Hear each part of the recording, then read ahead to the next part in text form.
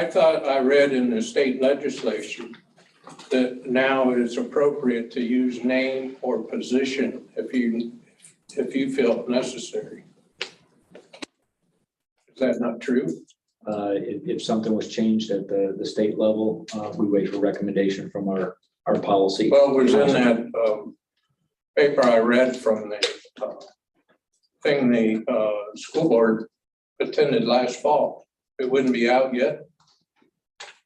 We haven't had a recommendation to revise our policy yet. So, Mr. Watson, this is the present board policy. We offer the opportunity. We're not required, but we think it's a great idea. We encourage it. We think it's important, but we ask that people follow the policy and act within that policy. Since I've been presiding over the meetings, I do my best not to interrupt people or stop people from speaking. This is our policy, and that's all I can say. If you wish to start, sir, please do. Yeah, I'm Don Watson. I live at 335 West State Route 571, Tipp City, Ohio. I'm 72 years old. I'm a 55-year graduate of Tipp City, and I'm proud of it. I'm proud of you students. You've made it. You're almost there in 5 weeks or 4 weeks, and I congratulate you. I'll share with you one thing we have in common. This is my 3rd grade Broadway class picture. Fortunately, the building is still there. It's been attempted by the school boards, not this one, to bulldoze the block, take away the character. We have a structural engineering company came in and said it's sound. It can be restored for pennies on the dollars, really. When you think that the last one was 35 million, plus they weren't going to do anything to the real LT ball for 5 years, and it was going to cost another 5 million. With a 40-year high inflation, let me tell you, students, it's a vote no. And we're 100, we're batting 100 if you 1,000 if you know what baseball is all about. That's when you get 2 hits. Well, we got 2 hits. We took and stopped it twice, and now we've got 2 board members wanting to push the 3rd time. And what's going to happen? Bulldozer or bat 1,000? I'll bet on batting 1,000, because we need to restore character and also listen to the structural engineering, the best in the country that we hired. It'd be like the football stadium. We spent tens of thousands of dollars to take a survey. The community says build at the new high school right out here. What did we do? Build at the old stadium, so they didn't support it. People wonder, why didn't we support the state? No, if you build it at the high school, like we told you on your thousands of dollars survey, then you'd have got the money. Well, now they want the money for the bleachers. The bleachers have been there forever. They're safe. There's one section on the south side. And the visitors, but guess what? Tipp Pride says, let the visitor side go. Just worry about self, ourselves, our bleachers. That's Tipp Pride for you. Worry about us. You know, used to in Rotary back in the days when I used to go to those meetings, it's not about self, it's about serve. You serve your visitors on the opposite side. But anyway, I want to congratulate you students. I also want to repeat what was last meeting, since you students weren't there. So you know who I am. I've told you who I am, but what I believe that Jesus Christ is who he says he is. That's utmost above all school issues. That's real life. If you don't learn it, you're in trouble, because I'm always talking to students. I like kids. I love kids. I have for years. I have one in heaven that died at birth. Things like that happen in real life. So when you get your first child, be very thankful. But she had no clue that she's gonna live forever. I said, well, that's God's plan. The spirit lives forever. He says it over and over and over in his Bible, eternal life. And I say, don't skip that. The next one, Jesus Christ will do what he says he will do. I believe that God, our Heavenly Father, can be trusted. And I believe that the Holy Spirit can be with us to help. I just want to skip back to one here so I can make sure I get this point.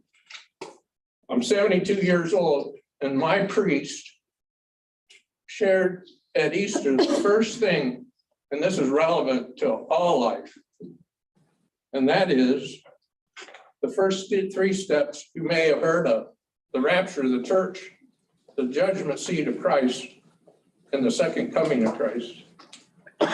This is all new to you. I'm sorry. You can stop me after the meeting. I'll be glad to talk to you, but it's truth. Truth matters. The second three that he shared with me has to do if you don't choose his way. And I don't want to be around for that. So anyway, 5 minutes. 5 minutes is up. 5 minutes up, yeah. Thank you very much. Thank you, Mr. Watson. Thank you, Don.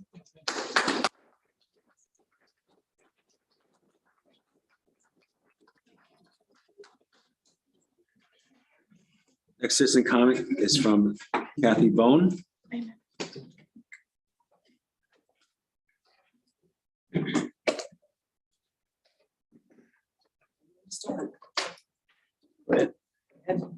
I'm Kathy Bone, taxpayer here in Tipp City, and I want to address tonight your TMS and THS schedule change, item H under new business.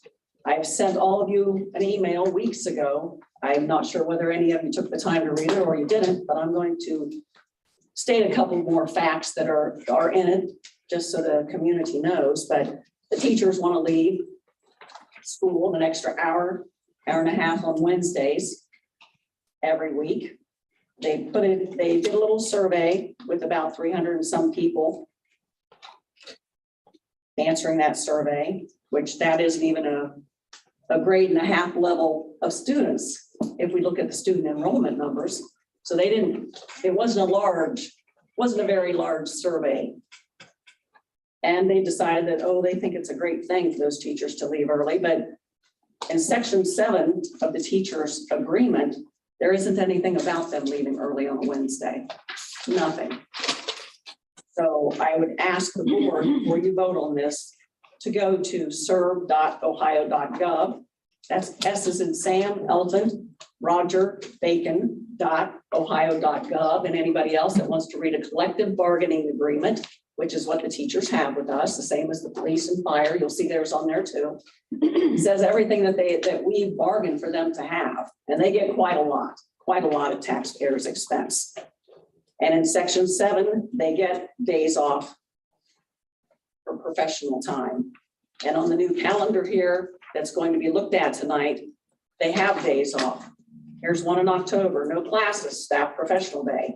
Well, then we have a 2-hour early dismissal another day. And then in January, no classes, a professional day. Another 2-hour early dismissal on a different day. Another staff professional day in January, another one in February, another 2-hour early dismissal in March. Plenty of time for the teachers to do what they need to do, to collaborate. And in item section 7 of their collective bargaining agreement, there is mention of meetings in there that they need to go to and everything else. It's covered in there. They already have it. So if they want this, they need to give up something out of that contract. That contract's not due up until 2024. So I would suggest that tonight you don't vote to let them leave early on Wednesdays, that you let them deal with that when it comes time for them to do their collective bargaining again. Because I don't see how this, especially when you had Mrs. Sanducci come up here and tell you that kids are lagging behind. We can't afford to let these kids lag behind any longer. We have kids that excel in school, and that's just their nature, and the teacher's helping them to excel. And we have kids that need help. We have a lot of kids that need help, and we cannot continue to let kids lag behind.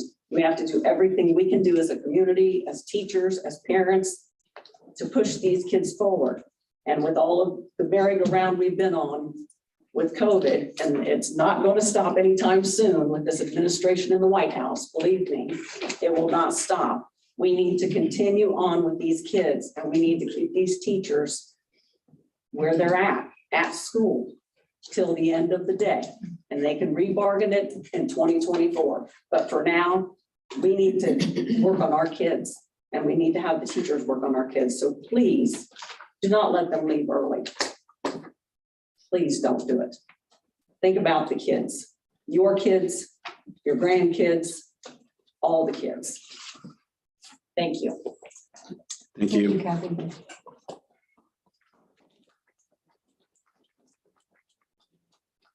Next item up is committee reports. First committee reporting.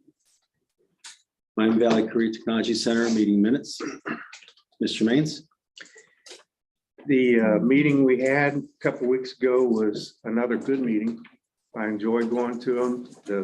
I'll tell you what, they got their stuff together for 17 board members, and our meeting only lasted 47 minutes. It was awesome. So I enjoyed that, and I thought maybe we ought to go to their meetings and try to see how they do theirs a little bit, and we can improve ours. But we have good meetings too. But one of the things that they do at every one of the meetings is they always have some type of presentation from the students. And so far I've been to 3 different meetings, and all those presentations were awesome. And I'm sure that you guys could do them too. So, but this one was on hospitality management, which is, you know, a pretty lucrative career if you ever want to get into that particular area. But it was just an extremely good meeting. So that's one of the things that they talked about here in the meeting minutes. Now, another thing, in the superintendent's report, he reported that we have 1,398 applications for next year's enrollment already. So it's getting to the point where they're at capacity. But we've got, the facility is huge. You know, if you ever get a chance to go out and visit, it's a wonderful facility. It's just so big. So they are expanding, but they're going to have to turn away about 300 to 400 students this coming year until that expansion is complete. But the one thing that I also wanted to point out was, you know, that they have this new, what they call the House Bill 290, the backpack bill. And right now it's not complete, it's not finalized, but there's a little bit of controversy over it. You'll see it in the papers and so forth. It's about what they call the, like I say, it's backpack bill where $7,500, $5,500 to $7,500 will go from with the students, okay, and what they're concerned about, and it's a valid concern, is that it may take away from public school students, because with those funds, people could go to private schools, or even, as I understand it, you know, in-home learning and some of these other things. So that's one of their controversial issues that they're starting to discuss. Let's see, the other thing that I wanted to point out, and I think I've said this at the last meeting, but I'm going to bring it up again because you students are here and you may know some of these kids. We had in our own Tipp City, or 5 Tipp City students that were inducted into the National Technical Honor Society just this past month. I know a lot of you guys have already been inducted into the Honor Society too, but the 5 from Tipp City, you may know them: Gabriel Atkins, Lona, and I may be pronouncing some of these names wrong, but Lona Mayberry, Mayu Sakamoto, Monet Smith, and Peyton Taylor. So if any of you students are here in this crowd, congratulations. And just congratulations to all you kids anyways. I think you guys are great. Great athletics, and great schools, education. So us Tipp City parents and grandparents have a lot to be proud of. And I'm a proud grandparent. I love you guys. That's all I have. Thank you, Mr. Maines. Are there any other committee reports? Yes, I'd like to, Mrs. Drum? I'd like to talk a little bit, it's now Tipp Educational Endowment. Just a reminder, April 29th, Teacher of the Year deadline. So if you haven't done that yet and you want to go online and nominate a teacher, because we just got an email about Mr. Lieber. I know we won it last year, but still be nice to nominate him again. And then Carly Amblin was added as a committee member for the Tipp Educational Endowment. The Muse Machine, which we were invited to also recently. They got grants for their 2 performances. So we got to go, some of us got to go see that. And that was about it from that meeting. Thank you, Mrs. Drum. Any other committee reports? Patrick, I'd just like to update the board that the district's facilities committee has been meeting on a regular basis. The most recent meetings, we added representatives from the Teachers Association. We've had meetings over the past month or so with energy optimizers and Richley architects. And due to the extent of tonight's meeting, we would like to push our full report to the May work session and then give some quality time to present the information the committee's received to the full board. Thank you, Mr. Stefanik. Any other committee reports? I have a question. Mrs. Zakor? Who are the teachers that were added to the committee? Well, what we've done is we've had Ms. Yunker attend the facilities committee meeting, and then Ms. Yunker is going to get representatives from each building, and then Ms. Yunker and I are going to provide updates to that subcommittee, if you will, so that we don't get too big of a committee operating at once. One from each building, at least one. At least. Okay, great. Any other reports? All right. Next item, 5A, Superintendent comments, stadium bleachers. Yes. I'd like to take this opportunity to give an update to the board about the stadium bleachers. I have sent out some little updates over the past year. We had the stadium bleachers inspected along with all the outside bleachers in the district and all the inside bleachers in the district. The report at the stadium was not a positive one. There are extensive repairs that are needed on the bleachers, and we have to address the fact that we don't have handicap accessibility at the stadium either. So Ms. Hagan and Mr. Spencer have been working to try to find some options for the stadium. And Ms. Hagan, you want to speak to the 3 options that we received? Yeah, sure. One we had where we would actually replace what the existing seating would be, which on the home side, it's $1,650, and on the visitors, it's around, those are approximate numbers, around the $1,150. And with this does not include prep work, demo, any of that. This is just strictly the bleachers. Now, mind you, this has been probably 3 or 4 months ago, but that estimate came in at $646,746. So like I said, that does not include any prep work, demo, or any of that. So that was one option. Then another option was to repair what we have existing there, because those bleachers originally from around the 1950s is when they were constructed. And to repair, it was running around $84,956. Now, in the repair piece, it would still not bring them up to 100% code. It would make them better, but we still would not have ADA seating. And there's some other things that would still need to be addressed, but that was the least expensive option. However, with that option, the bleachers would not be able to be repurposed. So it would basically be a wash once. We would either be able to replace them or do away with them. It's just a short time fix for $84,956.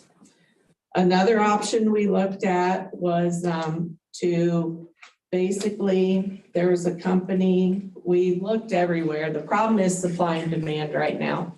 You can't, unfortunately, get a lot of aluminum, comes from Russia, and there's a shortage. So, and the dollar amount just keeps increasing. So we did find one company that would be able to secure 1,000 seats on the home side and 300 on the visitor side. They would be ADA compliant, and they would also be able to be repurposed. So let's say we find Tipp Pride or whomever, boosters, whatever, would be able to finance the home side, then we could take those bleachers and move them over to the visitor side. Or we could move them down in the end zone for the band. So we would be able to repurpose what we were looking at because we wanted it to be an investment versus just a toss in the wind. If you did the repairs, you would never be able to repurpose those bleachers. Now, this too does not include the demo and the pad that you would need to set these bleachers on, but that came in. We had to get an updated quote a week ago. It came in at $279,984. And it was an increase of $15,800 from a month ago. That's how the prices are increasing in just a month's time. We did talk to Bruns. We're still waiting on a price range of what it would be to demo and do the concrete pads. We were told that there is some donation of concrete through Ernst, through Tipp Pride, but we really haven't nailed that down yet. So that's something, unfortunately, that's still pending. I did not have that to report this evening. Then a final option would be basically to demo the existing seating, which would be the cheapest, but unfortunately not replace it. So as of right now, so people could come, but they would have to bring their own form of seating, like a folding chair or a wooded chair, whatever you call those. They would have to bring those themselves, but yet their kids would still get to play their senior year on the field. We just would not have the bleachers for them to sit. So those were some options that we were tossing around. We're definitely open for any other suggestions. We have been brainstorming so that we don't have to go elsewhere. I know there's been some things that have been said that the fall season next year is definitely a no-go. That is not any of us. I mean, the board has not voted on that. The facility committee, we've been looking at different options. That is like, well, that hasn't even been an option we've really talked about much right now. So I know there's lots of different things floating around. So if anyone has questions, please just feel free to reach out to myself or Mr. Stefanik so we can answer them properly and not go by what you're seeing on social media. So I appreciate that. And if you have any questions, please feel free to let me know. Mr. Stefanik? I also want to add to that these companies that come in and do the bleacher inspections, their job is to give us information about the status, of the bleachers. So right now we know that the bleachers need repair and they do not meet code as far as handicap accessibility goes. And so the decision has to be made by the district whether or not we continue to utilize the bleachers at the stadium, or because of that report, we immediately look at some other option and make some changes down at the stadium. The bleacher company does not have the authority to, chain the gates closed and say that you can't use the stadium because of their report. But again, we do know that there are some deficiencies with the stadium. And so we have to determine whether or not we use those until we figure out a plan, or whether we do some kind of a step towards some kind of modified renovation to the bleachers at the stadium. Mrs. Dunaway. So I'm going to ask the obvious question.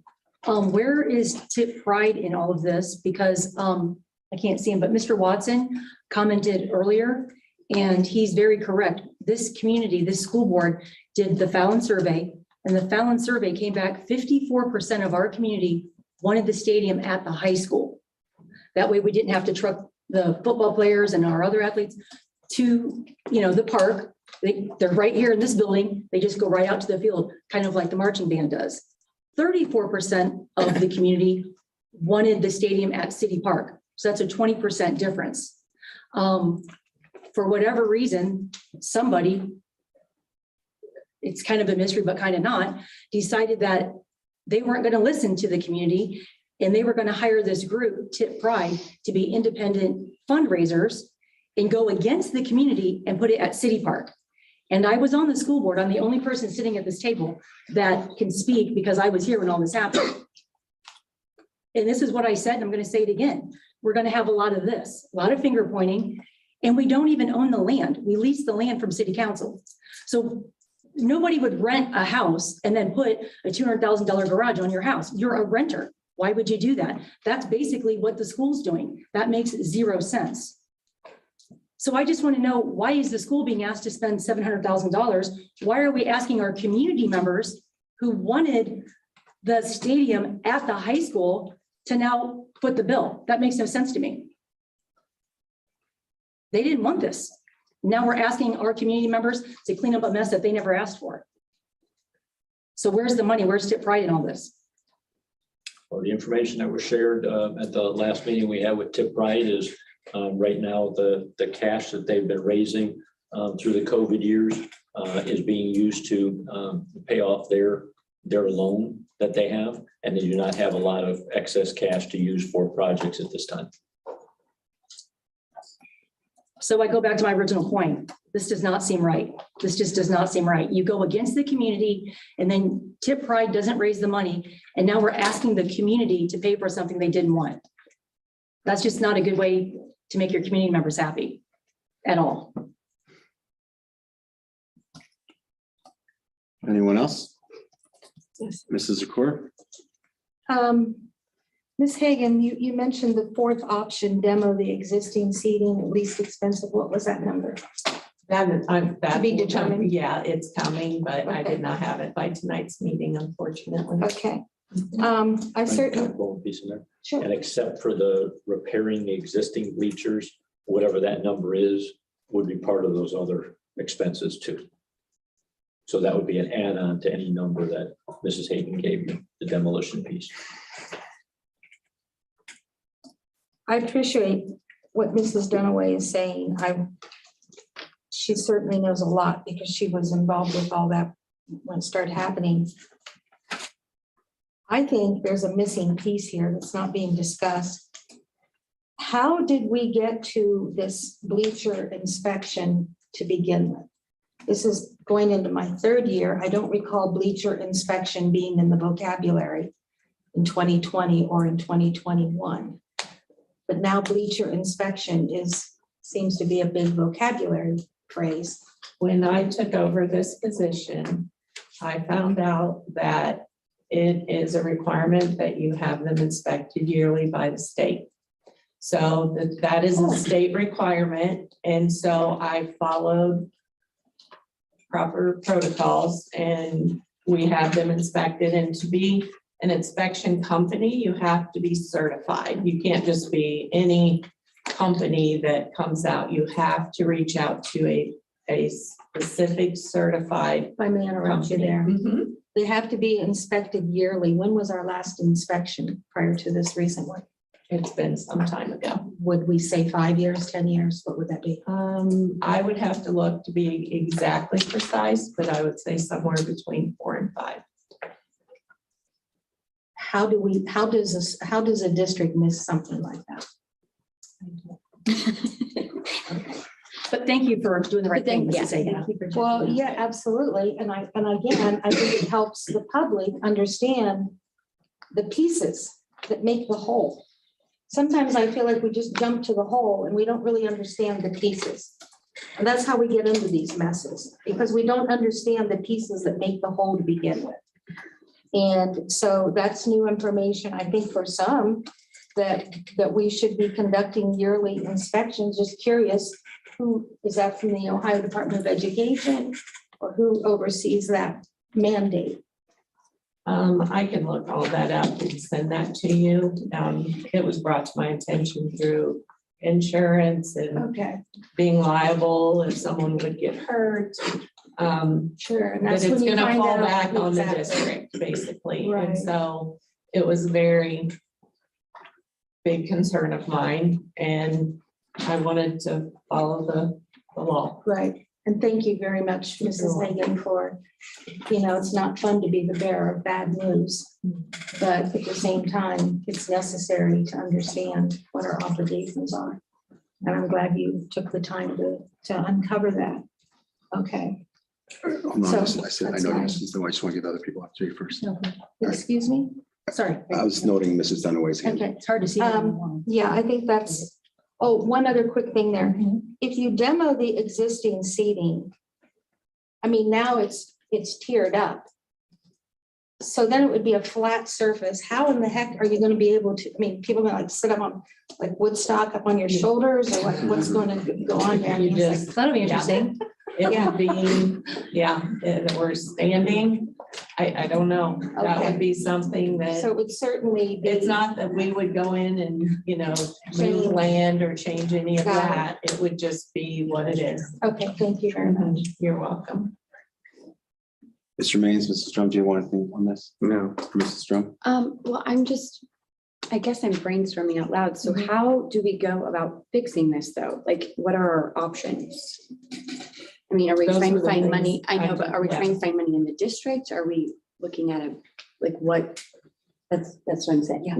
That's a We've lot of been money. looking at different grants. Mrs. Robbins is connected with some people in the city with the partnership. I've reached out to the city and the county, who's been phenomenal to work with.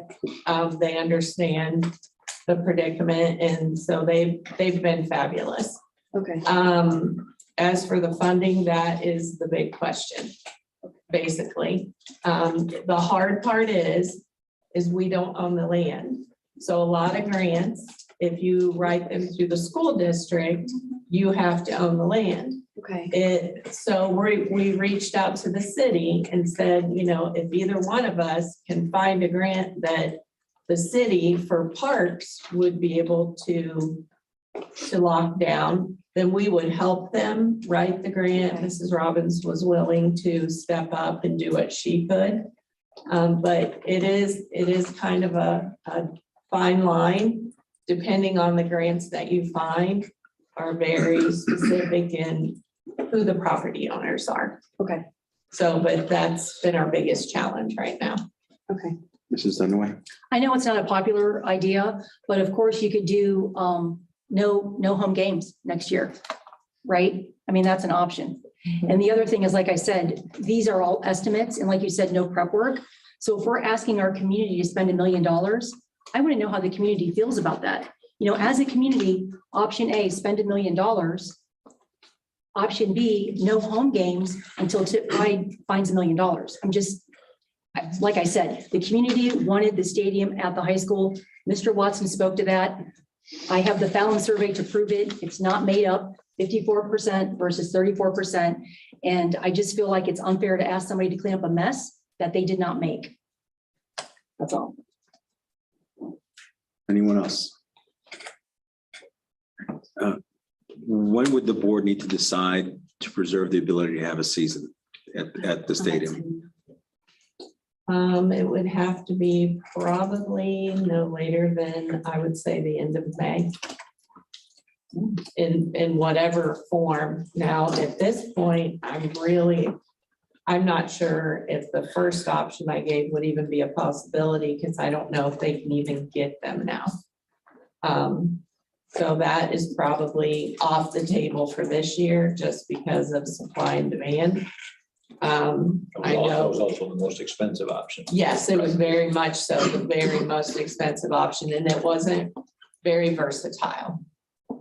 It was more of a, that's what you're gonna get. Then the other option of the repair, which still would not pass an inspection, but it would be much better. It would be like an 80% improvement. That was the $84,956 idea. And that would not require prep work or demo or any of that nature, but you could not repurpose anything. So that was the other option. As of the end of last week, we could still get the 1,000 seating on the home side, 300 on the visitors, the 200, basically 280,000. But that again does not include the demo and the pad pouring, which unfortunately I did not get that figure back by tonight's meeting. So I'm hoping to have that earlier in the week, and I will definitely forward that so we can continue the discussion at the work session. Then the final one would be just paying a demo fee, which would not be astronomical. And then people would bring a folding chair, or like Mrs. Dunaway said, the final and last would be not having a home season. So. Follow-up question on this is the lease that we have with the city, is that 100-year lease for like $1? Is that what it is? It's $1 a year, and I don't know if there was ever a number of years. I put on believe it's 50, but I'd have to look to be 100% sure. So I can look that up and I'll email everyone.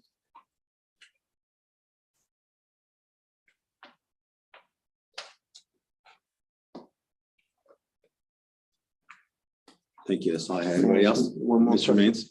If we did the repair route for 84,000, how long would those repairs last? It's hard to say. I would think maybe 10 years. But like I said, it's still not going to pass because you're still not ADA compliant. And there's only so much they can do with bleachers that are that old. So they would definitely have to stabilize some things prior to putting up handrails and. So it's not even an option then? It is, but it would not, if you're looking to pass an inspection, you're not gonna 100% pass an inspection with that, unfortunately. That's addressing some of the safety issues. That's basically what that repair is. Mr. Patriot, can I say something? No, sir. Anybody else? This is Dunaway. Just a final comment. Going back to that 54% versus the 34%, one thing that really upset me with that original decision is the discussion of the ADA compliancy. There was virtually no way to have it at City Park without spending a lot of money in just the physicality of where the spots are versus getting to the stadium. So that was the other thing. It made a lot more sense to do it at the high school because of the ADA piece. So I apologize that you're the one cleaning up a mess that should have been handled in a completely different manner. So none of this conversation is meant towards you. It all happened way before, you're in your current position, but thanks for digging in and, trying to get this accomplished and get a good result for our students. I appreciate that a lot. I know how much work goes into it. Thank you. Thank you, Mrs. Dunaway. Anyone else? Thank you. Before I move on, there's a comment from a citizen. There is a closing session for citizens comment. If you sign up on the clipboard there, you can come back on that. That's the time for that. And then next item is item 6, Treasurer's Report. 6A is the monthly financial report. Mrs. Fox. The March seems like a busy month. I mean, as we're approaching the end of the year, we're getting ready for the next year. So we're talking the salaries, we're talking big things for next year, curriculum, starting to reach out to the principals, talking about budgets. And so it's a busy time. As far as revenues pretty much in line. Other Marches, we've got the property taxes came in this month. And We're starting to settle down on the foundation funding.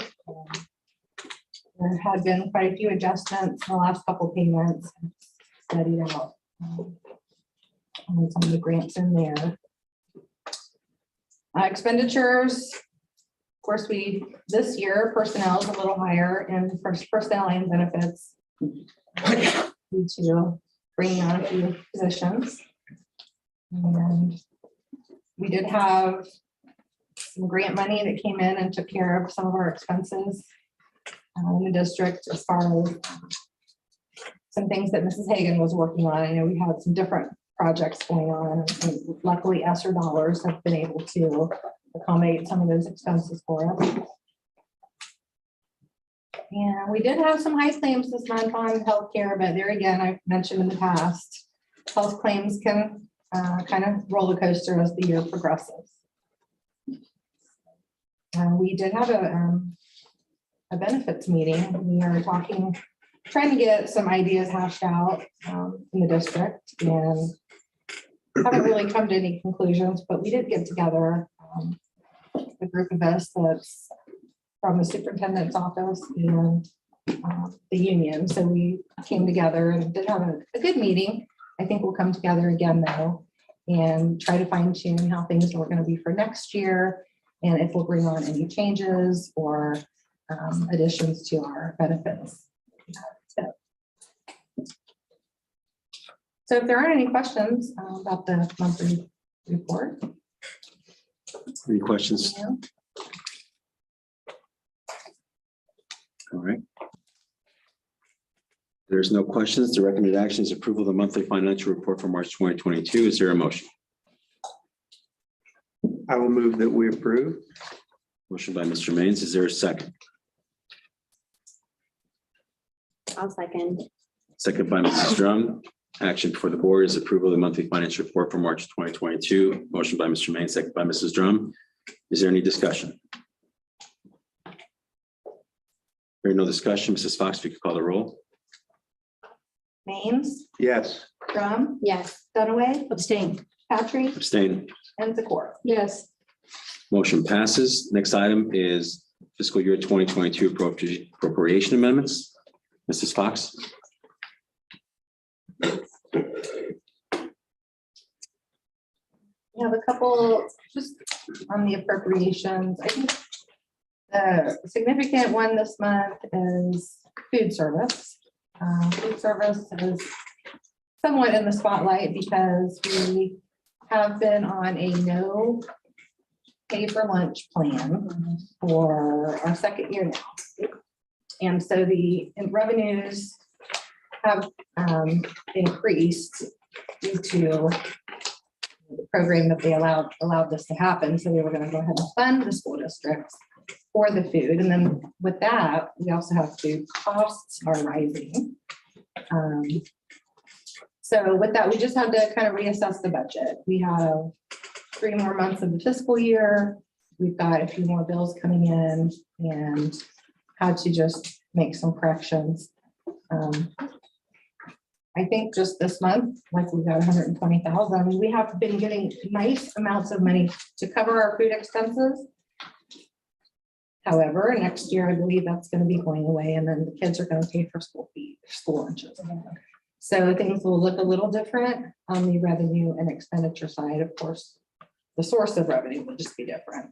We'll see how it goes. So food services there, you'll see the revenue and the expenditure.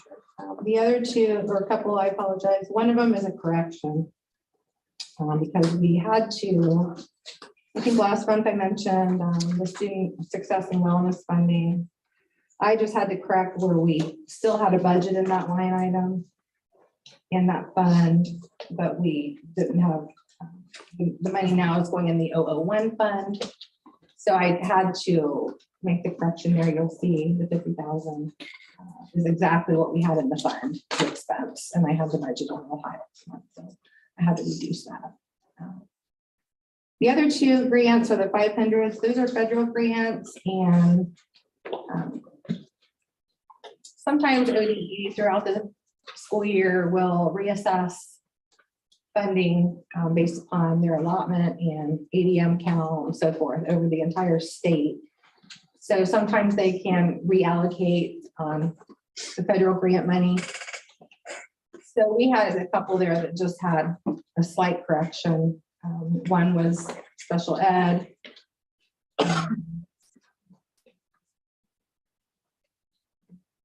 Here, I can't see it. So Title I funding was one of them as well. The two of them, we have the adjustment made for special ed and title. So we just had to double check the revenue from the state versus what we can expense on those two grants. That will be all on the appropriations unless anyone has any questions on this adjustment. Any questions from the board? No. Hearing no more questions, is there a motion to approve the fiscal year 2022 appropriation amendments? I'll move. Motion by Mr. Maines. Is there a second?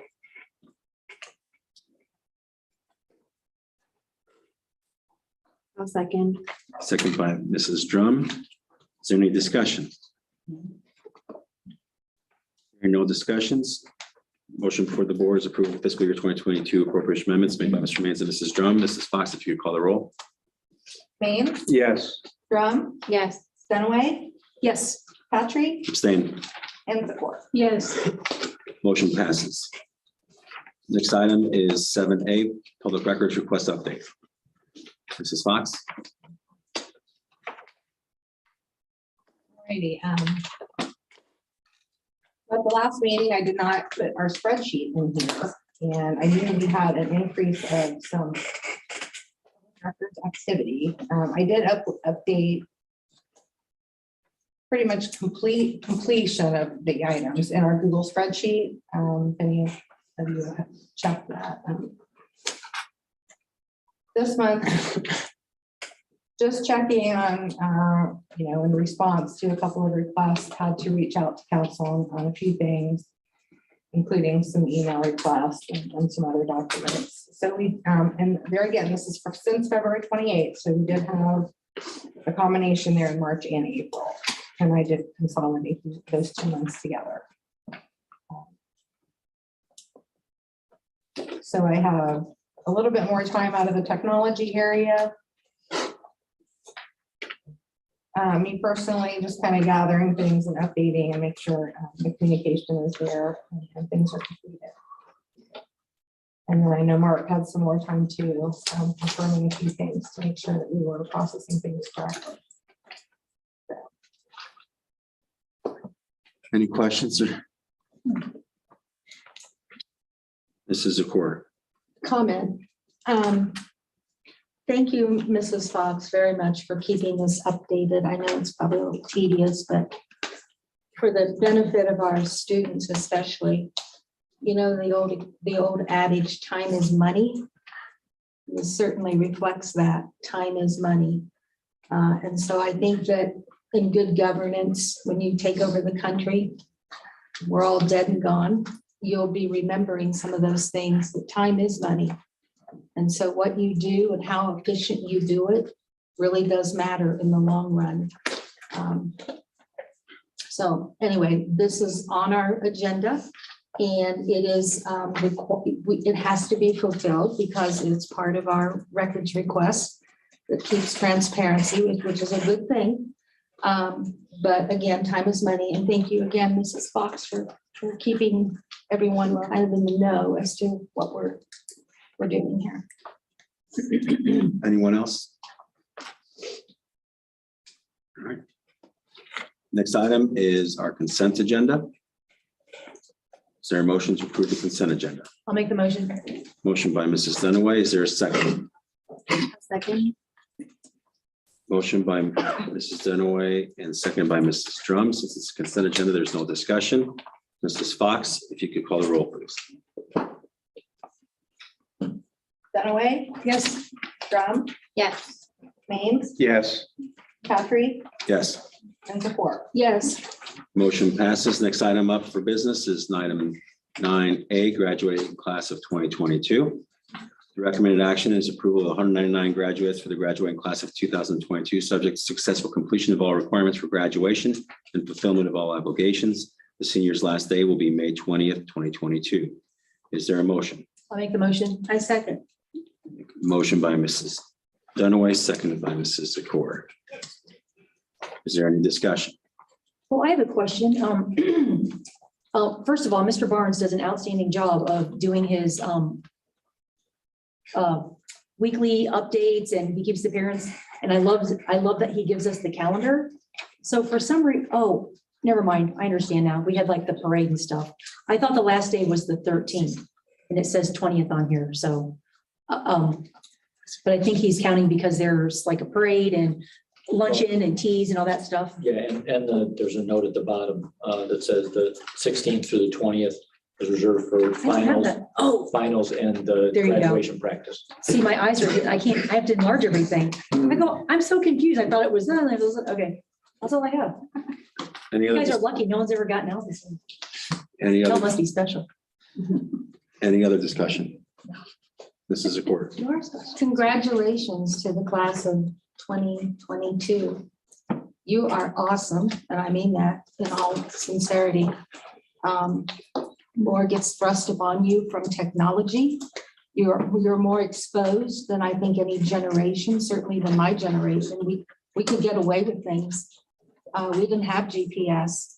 You're exposed.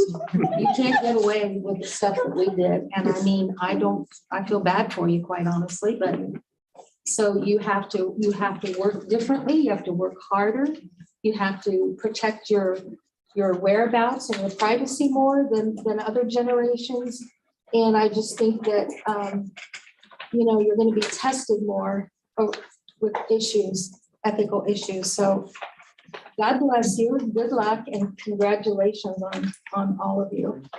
It's amazing. I would not want to go through high school again. I'm just being dead honest. I sound like my grandparents, but that's the truth. I'm not even sure I could pass high school at this stage because we didn't have state standard testing, honestly. And so I'm just really, thank you and good luck to all of you. Any other comments? Nope, congratulations. Congratulations. Congratulations. All right, hearing no other discussion, Mrs. Fox, please call the roll.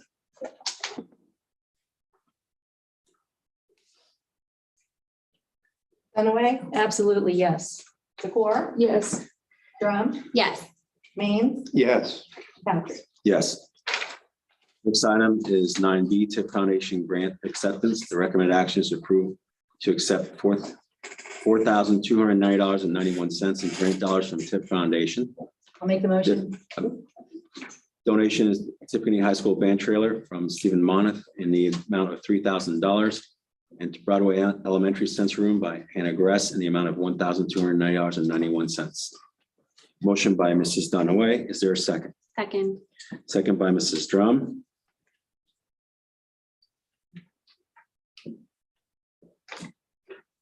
Is there any discussion?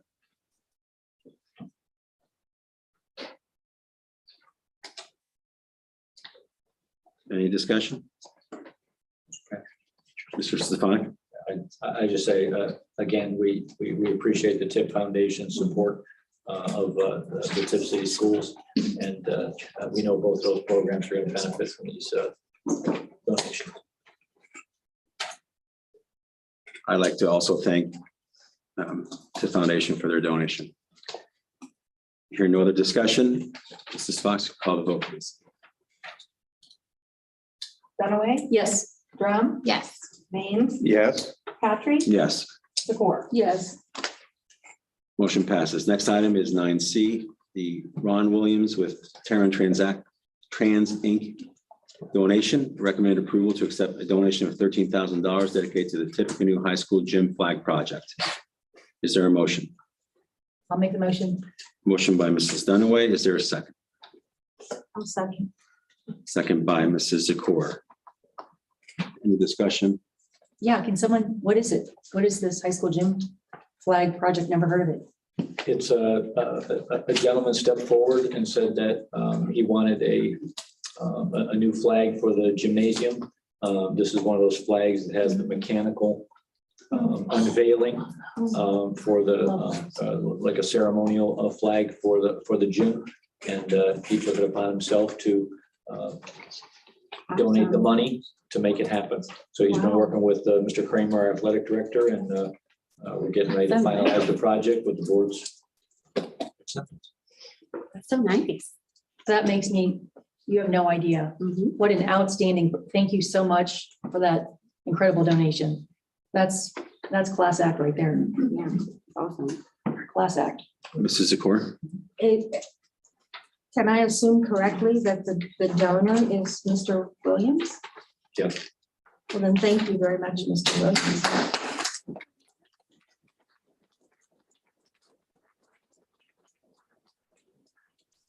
Anyone else?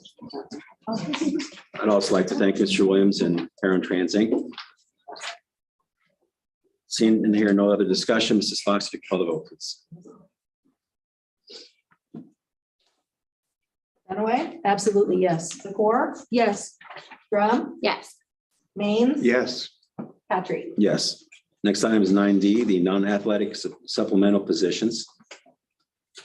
Recommend approval to employ the following staff for the 2021-2022 school year, pending proper certification and paperwork.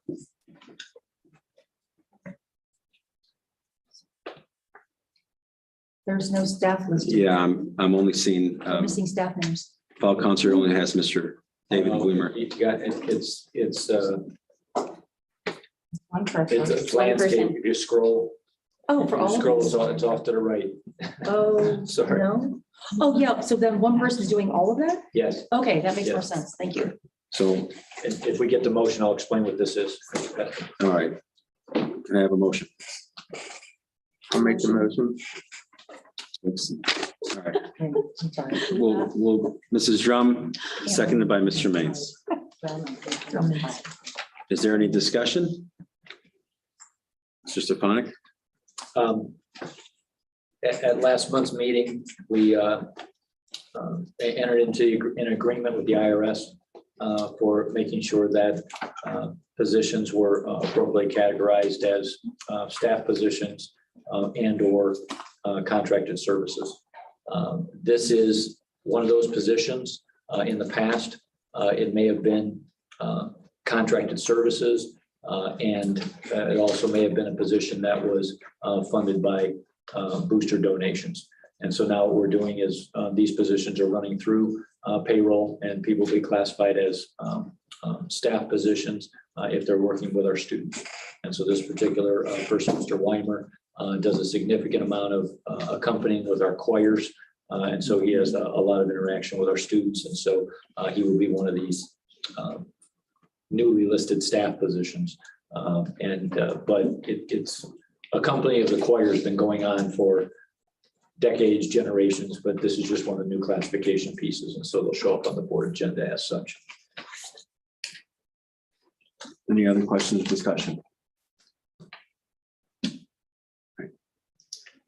Seeing none, recommend action is to approve and employ the following staff for 2021-2022 school year, pending proper certification paperwork, specifically high school accompanist, fall concert, $100, winter concert, $100, spring concert, $100, pre-contest, $100, contest, $100, solo and ensemble, $150, state, $150, additional concerts, 1 to 2, $100 each, and rehearsals, 40 at $50 each, and all being for Mr. David Weimer. Mrs. Fox, please call the roll. Drum, Yes. Maines, Yes. Dunaway, Yes. Patrick, Yes. Zakor. Yes. Motion passes. Next item is item 9E, Stagecrafter. Recommend action, recommend approval of the following staff for Stagecrafters 2021-2022, as listed down below in the public content. Is there a motion? I'll make the motion. Motion by Mrs. Drum, seconded by Mrs. Dunaway. Is there any discussion? Your first motion. Here's your motion. Oh, no, I'm good. Okay. Mrs. Dunaway? Yeah, I just want to say that what happened at the last meeting with our whole IRS thing that finally, came out. When Mrs. Dell and I first approached the superintendent about stagecrafters, it was not fun. We got loads and loads of hate mail, very disturbing hate mail. And all we were trying to do was make sure that people were being paid properly, which they were not. And the other thing we were trying to do, which was protect students, because our district was not doing pupil activity permits. So we came forward with that information.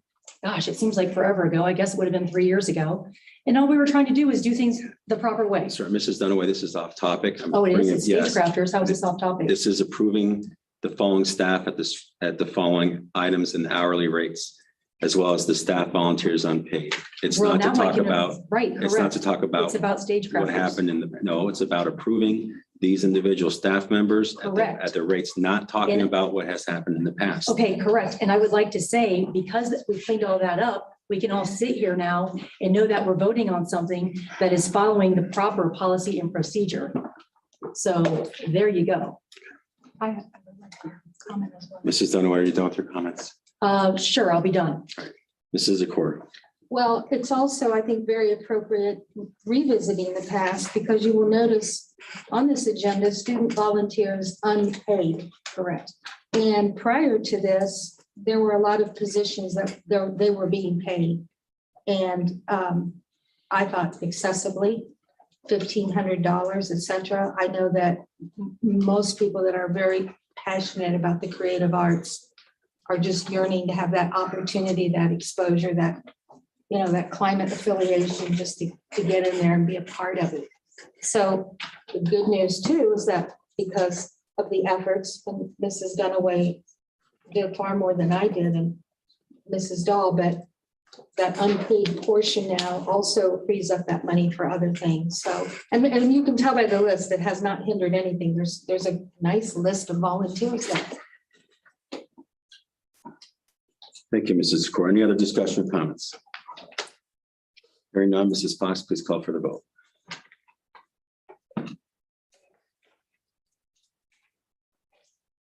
Dunaway, Yes. Drum, Yes. Means, Yes, Patrick, Yes. Zakor. Yes. Next item, 9F, admission of students on a tuition basis. Recommended action is approval of admission of students on a tuition basis for the 2022-2023 school year per policy 5111.04. Is there a motion? I will motion we approve. Motion by Mr. Maines. Is there a second?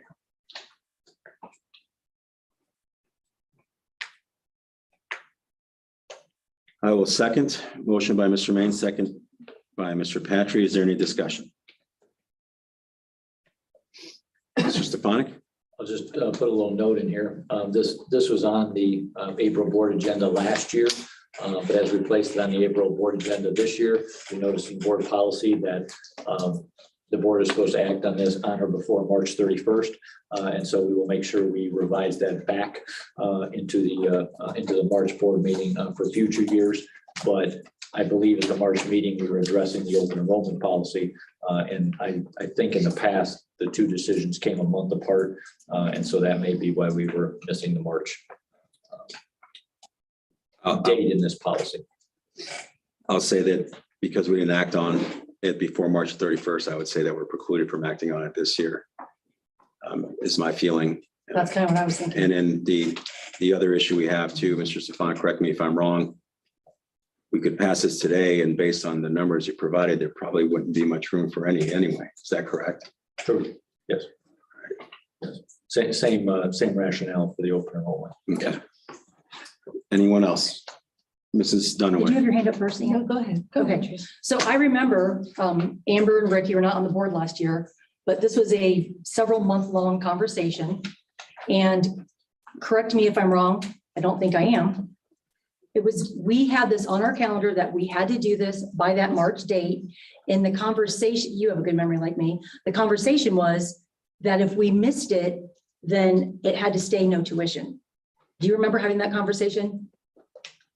If we didn't act on it, if we forgot to, Yeah. because that came up, because somebody said, what if we missed the deadline, blah, blah, blah.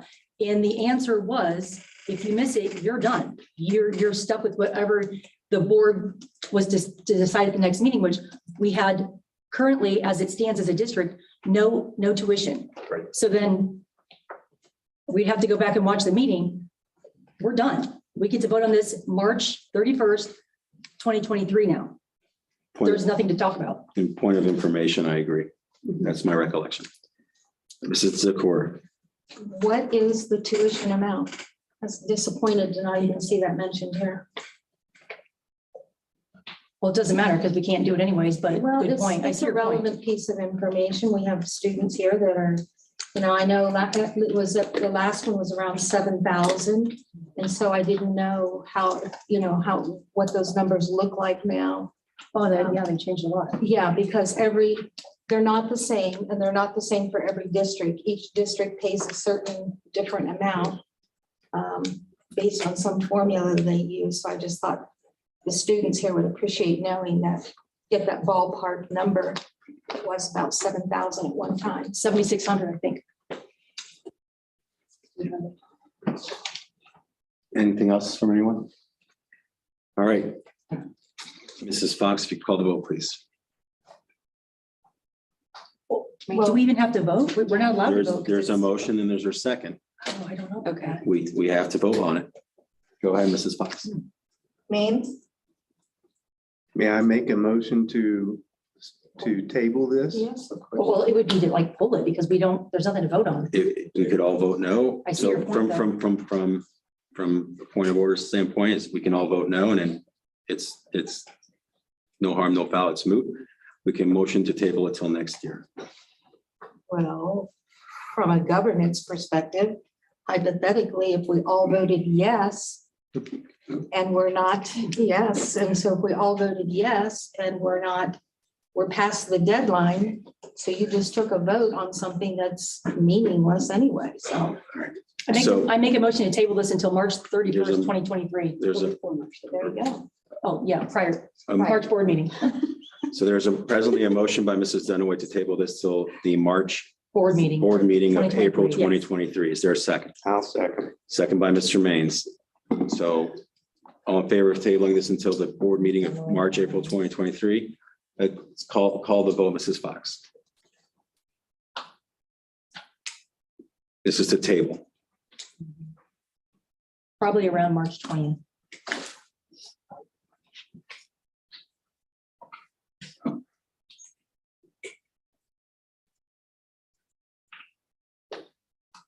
I'm sorry, was Dunaway, then Maines? Yes. In order, okay.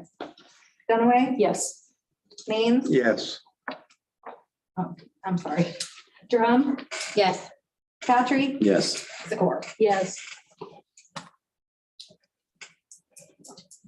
Item has been tabled till regular meeting of March 2023. Next item is 9G, related arts curriculum materials adoption.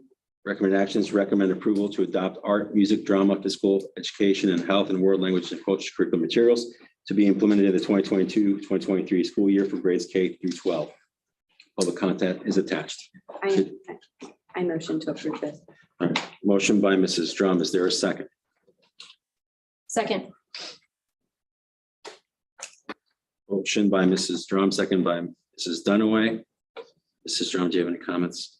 No, just great job on all of it. Again, it was an awesome presentation. I loved hearing about all the new stuff you guys are going to do and how it's curriculum mapped. It's phenomenal. So thank you very much for all your hard work. Mrs. Dunaway? Yeah, these are the best curriculum maps I've seen in 7 years. So kudos to everybody involved. Any other comments or questions from the board? Hearing no other discussion, Mrs. Fox, please call the vote.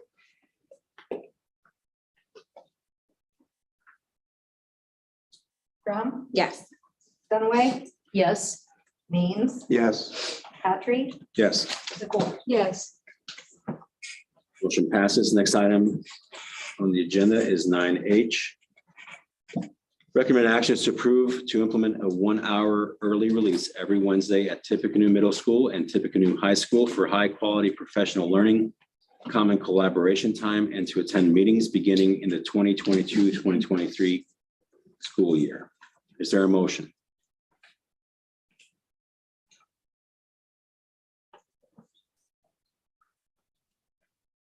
Hearing no motion, agenda item fails for lack of a motion. Next item on the agenda is 9I, Neola Fall and Winter Update. This is the third read. Recommended action is recommend approval of the remaining revised policies and guidelines in volume 40.1 Fall Update and 40.2 Winter Update. Content is attached. I think it would be helpful to recognize before we entertain a vote. Well, I'll go ahead and move so we can get the discussion going. I motion. I second. All right, so motion by Mrs. Drum and Mrs. Dunaway. I will. No. I'm sorry, Mrs. Drum and Mrs. Zakor, forgive me.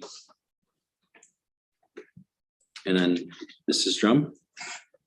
Do you have any comments? No, just thanks for working with me on this, Ann and Mark, and I think we got the wording just perfect. So yeah, hopefully you guys agree. Mrs. Zakor, did you have any comments or do you want? Yes, I would like to add a couple things. I think we made through consensus some really key improvements in the language. And I did want to address this public participation. In this new policy, you will notice that in J2,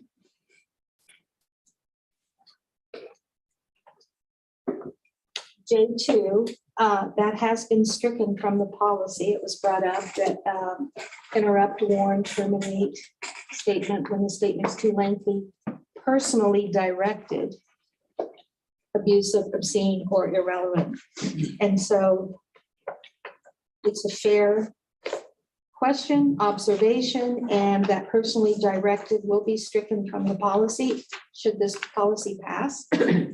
And I think a lot of that too is driven by a recent court case on freedom of speech.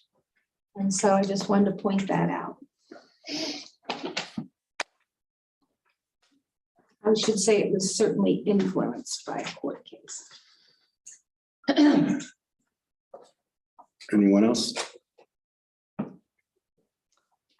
Mrs. Zakor? The second one, we spent, the bulk of this is on the weapons in various categories, students, staff, etc. And I think that it was well addressed and the concerns of the staff was highly considered as it should have been. And so I'm really proud that that just kind of breezed through. I think Mrs. Drum would agree with me on that. Okay, that's it for me. Mrs. Dunaway? Hey, Ann, I just want to thank you, not discarding you, but for the, this was originally in the consent agenda, and I give you so much credit because you, even though you and Amber initially worked on this, you went back and read it, which is your attention to detail is something that I appreciate about you as a board member, and you caught several things. Luckily, Mrs. Junker was at that meeting, and she was able to, what I'm saying, kind of remember that experience that happened at Broadway. And I appreciate the fact that you really spent a lot of time preparing for these meetings. So thank you. Thank you.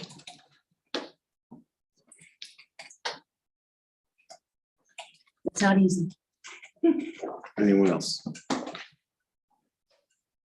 would like to thank the committee for their work. And no other comments or discussion. Mrs. Fox, please call the vote. Drum, Yes. Zakor, Yes. Dunaway, Yes. Mayne, Yes. Patrick. Yes. Motion passes. Next item. 9J, Tipp City Public Library tax budget. Recommend approval of 2023 tax budget for the Tipp City Library. I haven't seen an attachment or a budget. That was all the way It back. was all the way in front. Yeah. Still? it was at when we Okay, started. we It was when Mrs. Santucci We spoke. didn't Yeah. carry it forward, I guess. Okay.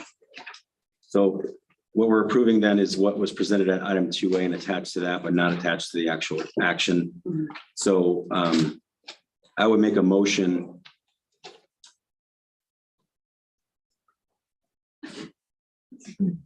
Well, I think it's fine. I would move to recommend approval of the 2023 tax budget for Tipp City Library as presented in item 2A. I'll second. Motion by Patrick, seconded by Mrs. Zakor. Is there any discussion? This is Zakor, do you have any discussion? No, nothing. Mrs. Dunaway, do you have any discussion?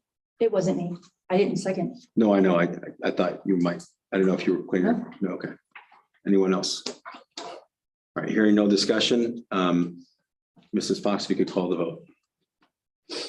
Patrick, Yes. Zakor, Yes. Drum, Yes. Dunaway, Yes. Maines. Yes. Motion passes. Next item is 9K contract for EPC SNS Food Service. Recommend action is recommend approval to renew agreement with EPC Bonnie Berkmeyer Muckenthaler, SNS Food Service Consultant, continuing on July 1st, 2022 for the 2022, 2023, and 2023 and 2024 school years with no increase in cost from 2021 and 2022 at $17,100 annually. Is there a motion? I move that we approve. Is there a second? Second.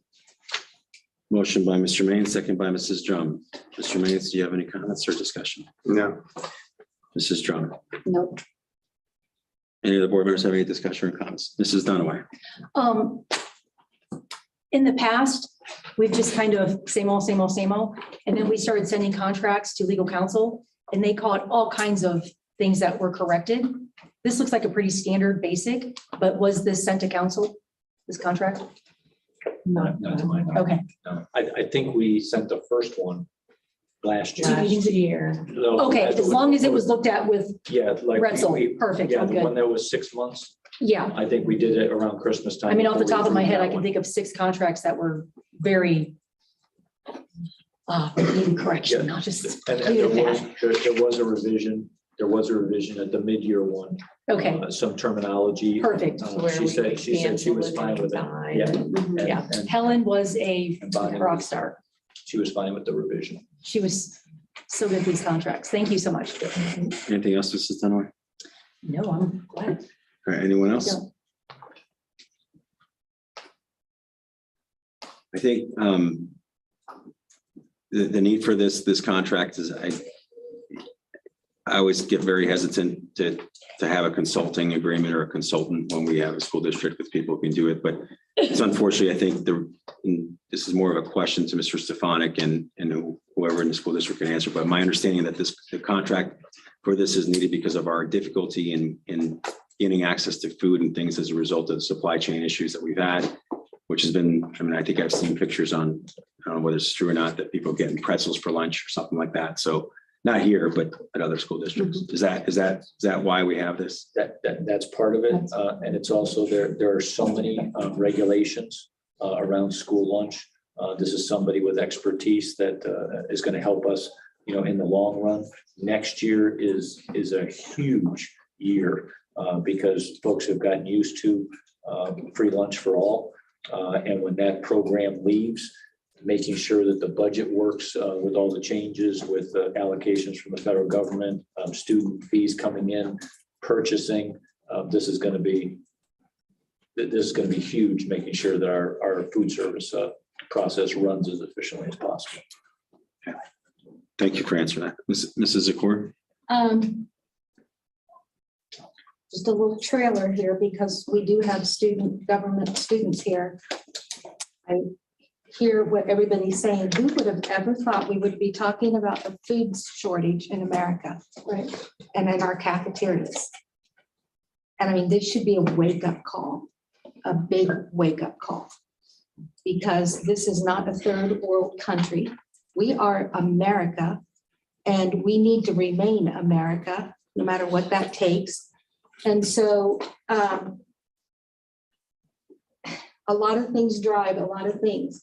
All I can say is to avoid the lengthy speech, keep your eyes and your ears open. It's going to rest with you guys to get it figured out and straightened out, and we keep it rolling and keep it great. God bless each of you. Anything else from anyone else? Hearing no other discussion, Mrs. Fox, please call the vote. Maines, Yes. Drum, Yes. Dunaway, Yes. Patrick, Yes. Zakor. Yes. Next item is the proposed school calendar for 2023, 2024. That's going to be voted on at the May 23rd board meeting. is presented for discussion only. Mr. Stefan, did you want to introduce it? Yes. Each year we bring a calendar committee together to discuss any possible enhancements or revisions that can be done with the school calendar. This year, the conversations went to trying to see if a schedule could happen day after Labor Day till the Friday before Memorial Day, and see if that calendar could work. Based on a lot of factors, we couldn't get to that point, but we were close because we remember from last year that parent surveys said that later in August or early September is a better time to start than mid-August. And so we tried to get the first day of school as close to the end of August as possible, while still maintaining enough calendar days to get our student hours and our teacher work days in. You will notice that there's a little bit of a modified start to this calendar. We have an idea in grades K through 5 that in some other school districts is called Smart Start. And what happens during those first 3 days of what would be the secondary calendar, we have orientation days for families and early year assessment days for elementary students. And so we get some data on the students on where they are with reading and math skills. And then we can actually prepare in the first day of school. We're ready to go with information about each student. So again, if you think of things like orientations at the middle school or freshman orientations at the high school or calendar pickup days at any of the secondary schools, that's pretty much a summary of what can happen on Smart Start days. Small groups of students coming in, parents meeting teachers, teachers and parents and students interacting before the school year starts. Then when you go through, it's pretty much activities that can occur in between the holidays that naturally fall on the calendar. And again, we make sure that the students get their hours in that are mandated by state law, and the teachers fulfill their contracted working days. The only thing on this calendar that I would say is a to be determined. As you see, just kind of as a matter of habit, the graduation showed up on the Sunday, the day before Memorial Day. The last 2 years, we've had graduations not on the Memorial Day holiday weekend. And so we will be studying that as the only possible revision. And again, this is a calendar 2 years out. Next year's calendar has already been approved. And so we've got some time to look at graduation options, and we'll get that out to the folks as quickly as possible. Any questions, discussion from the board? Mrs. Dunaway, and then Mrs. Strum will come afterwards. Hey, it only took 7 years on this school board. I've been begging for a Labor Day start day. So of course, hallelujah. We don't have air conditioning. Right. Kids don't want to come to school August 16th. Hello, it's still summer and it's still super hot. Labor Day to Memorial Day. It just makes perfect sense. So We're close. maybe people got tired of hearing me complain. And I'm glad I complained because hallelujah, let's go. That's it. Mrs. Strum?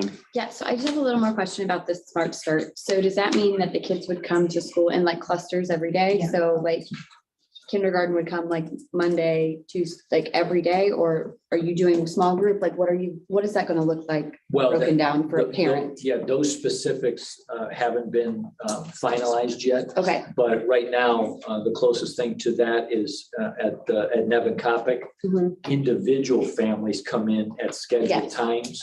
And so there might be pockets of kindergartners coming in at scheduled times and then pockets of first graders coming in at scheduled times. What you don't have is you don't have all 200 showing up on the same day at the same time. It's just little pockets, and they only come for their scheduled visit, and the other rest of those 3 days, they're prepping for school. They're still home. They're still home. Yeah, they're still home. Yeah. Anyone else? All right. Next item is 9M, prior meeting minutes, April 11th, 2022. Recommend actions, approval of minutes from April 11th, 2022 work session. Is there a motion? I'll motion. Motion by Mrs. Zakor. Is there a second? I'll second. Second by Mr. Maines. Mrs. Zakor? Thank you. I just found something in here, a little bit of a nuance that I think gives an inaccurate description of what happened. Shoot, okay. If you go to F, Mrs. Fox, I wanted to point this out. It's under fall update, winter update, then F. Fiscal year 21 audit manager's request. And then go to the third paragraph that starts with Mrs. Hang Dunaway. on, and she asked for, it's hard to hear in here. I'm sorry. It's hard to So hear. what was the section? F.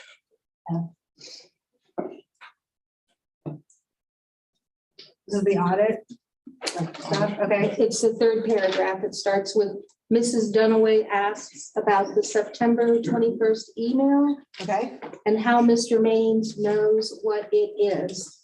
That is not what transpired. Mrs. Dunaway asked if Mr. Maines knew what the September 21st email was, what it pertained to. And Mr. Maines responded, no, he did not. I just, you know, it really changes the meaning. I want to get that correct.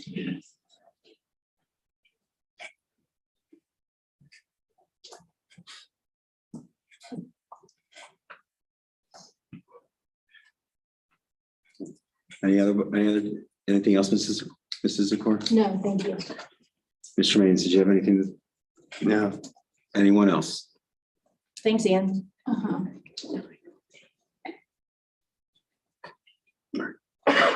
Here, no discussion. Mrs. Fox, if you could call the vote, please. Zakor, Yes. Maines, Yes. Graham, Yes. Dunaway, Yes. Patrick. Yes. Item 9N, substitutes. Recommend approval to employ the following 2021-2022 school year. Pending proper certification and paperwork. Substitutes is listed in the public content. I motion. Motion by Mrs. Drum, Second. second by Mrs. Dunaway. Is there any discussion? Mrs. Drum, Nope, I'm great. Thank Mrs. you for doing it. Mrs. Dunaway? Yeah, I took this out of the consent agenda because it's kind of ironic that we're having this meeting here tonight because I'm looking at all this awesome stuff in the library. And the thing that I'm looking at is think before you tweet. So we're supposed to be leaders and leading by example. And one thing that these kids have been told for many, many years, especially our athletes, digital footprint. Be careful what you say on Twitter or be careful what you comment on Instagram. Careful of your personal social media page because nothing is deleted. You might delete it. And I know you guys know about screenshots, right? Somebody screenshots that. There's no such thing as delete. It's your digital footprint. So as a board member, I have an issue with, you know, I'll call it kind of harassment or bullying. If we get the same email every 2 days, every 3 days, twice a week, I'll just pull up a topic that was popular this year, masking. Why are you masking? Do you want blood on your hands? These kids shouldn't be wearing masks. And we take these emails, we, you know, it's everybody's right to email a board member. I mean, you're a publicly elected official. But to me, it gets to the point of harassment. And I've gone to Mr. Stefanik. I've actually blocked a person from my email account because I just could not deal with the harassment anymore. So if we're supposed to be setting the example for the students, and then we hire people into our district who are the people that are harassing us and going on social media and posting pictures about our school, how are they going to treat the students? If you're bullying me, an adult, I'm just supposed to suspect or think or take you at your word that you're not going to harass a student. If you're a bully, you're a bully. And I have a real problem with that. So that's why I pulled this out of the consent agenda. And Simon, I'm sorry, I have a question too. I've never had this happen before in 7 years. If we go back to item H, nobody made a motion or a second. So I would like to be able to bring that back up to vote on because our administrators worked really hard on that content. So how do we handle that? I've never In 7 years, I've never had that happen. There was an agenda item. There was no motion Oh, I made. understand what happened. I'm just saying, do we have time to correct it before the next meeting? Because I know that their administrators need to get things in place. The school year's almost over. Like, we have one more meeting and they need to get all this set before this, you know what I'm saying? I don't want to be disrespectful. Well, let's deal with the substitutes, item 9N first, and then, I'm done with that. so. That was my comment. I'm All right, good. so is there any other discussion related to 9N substitutes? All right. Thank you to all the substitutes and for volunteering to this work or working in this work. Mrs. Fox, please call the vote. Drum, Yes. Dunaway, No. Mains, Yes. Patrick. Yes, Zakor. Abstain. motion passes. Next item is executive session. Recommend actions to adjourn executive session for purposes authorized under Board of Education Policy 0166 and Ohio Revised Code 121.22G4 to review negotiations or bargaining sessions with public employees concerning the compensation or other terms and conditions of their employment. Is there a motion? I will move. Motion by Mr. Maines. Is there a second? I'll second. Motion by Mr. Maines, second by Mrs. Zakor. Mr. Maines, do you have any discussion? No. Mrs. Zakor? Any discussion? Are we inviting anyone in or? I would recommend Dr. Tuttlehoff again. Michelle Bell? No? Okay. Ms. Fox. And me. Is there official action anticipated afterwards? Potentially. And not to disrespect the motion that's on the table, but does the board wish to address Mrs. Dunaway's question before we go into executive session or after? Oh, I plan on bringing it up at her old business, so I got it. Don't worry. I'm Okay. good to go. I'm not gonna let that go. Okay. All right. So. Go ahead, Mrs. Drum. Can we sign the kids' papers somewhere in between these two as well? Yeah, Okay, great. Oh, yeah. so I would, I would move to amend this motion to adjourn executive session for item number 2G4 to review negotiations or bargaining sessions with public employees concerning their compensation, other terms, conditions of their employment. Policy 0166 and Ohio Revised Code 121.22G4. But prior to moving to executive session, have a brief recess to sign the students who came today form for the government, as well as to provide for the invitation of Dr. Tuttle Huff, Mrs. Fox, and Mr. Stefanik, including that we, official action may be, make her after the resumption of the regular meeting. Is there a second? I'll second. Second by Mrs. Zakor. Any discussion on that? Mrs. Fox, if you could call the vote, please. Patrick, Yes. Zakor, Yes. Drum, Yes. Dunaway, No. and Mains. Yes. All right. Motion passes. We're going to adjourn briefly before we going back to executive session.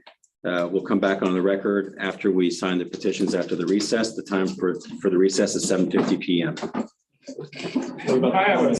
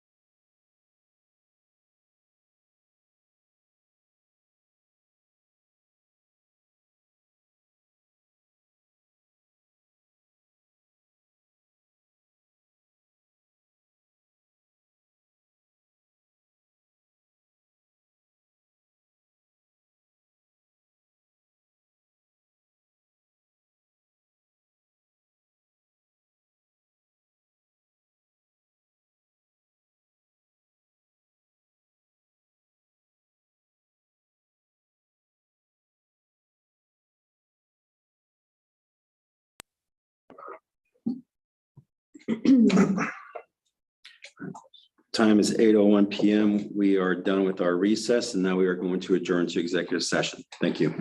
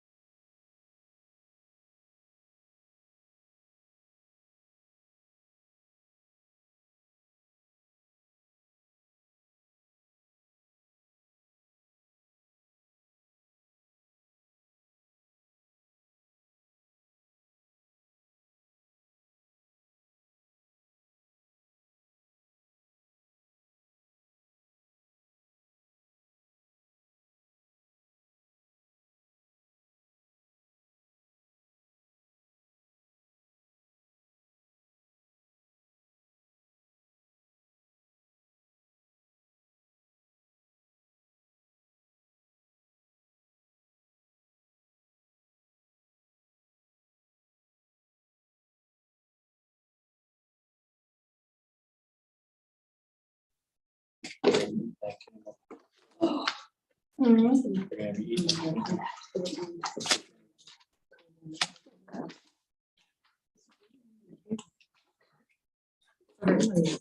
Just been in here. All right, we are back from executive session, resuming the meeting at 9:01 PM. Next item, Excuse me, point of order. I'd like the record to reflect that Ann Zakor left the meeting, the executive session at 8:46 PM. And returned to general session.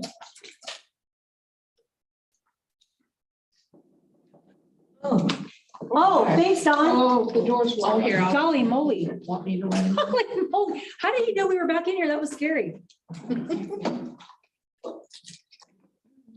Thank you, Tim. all right.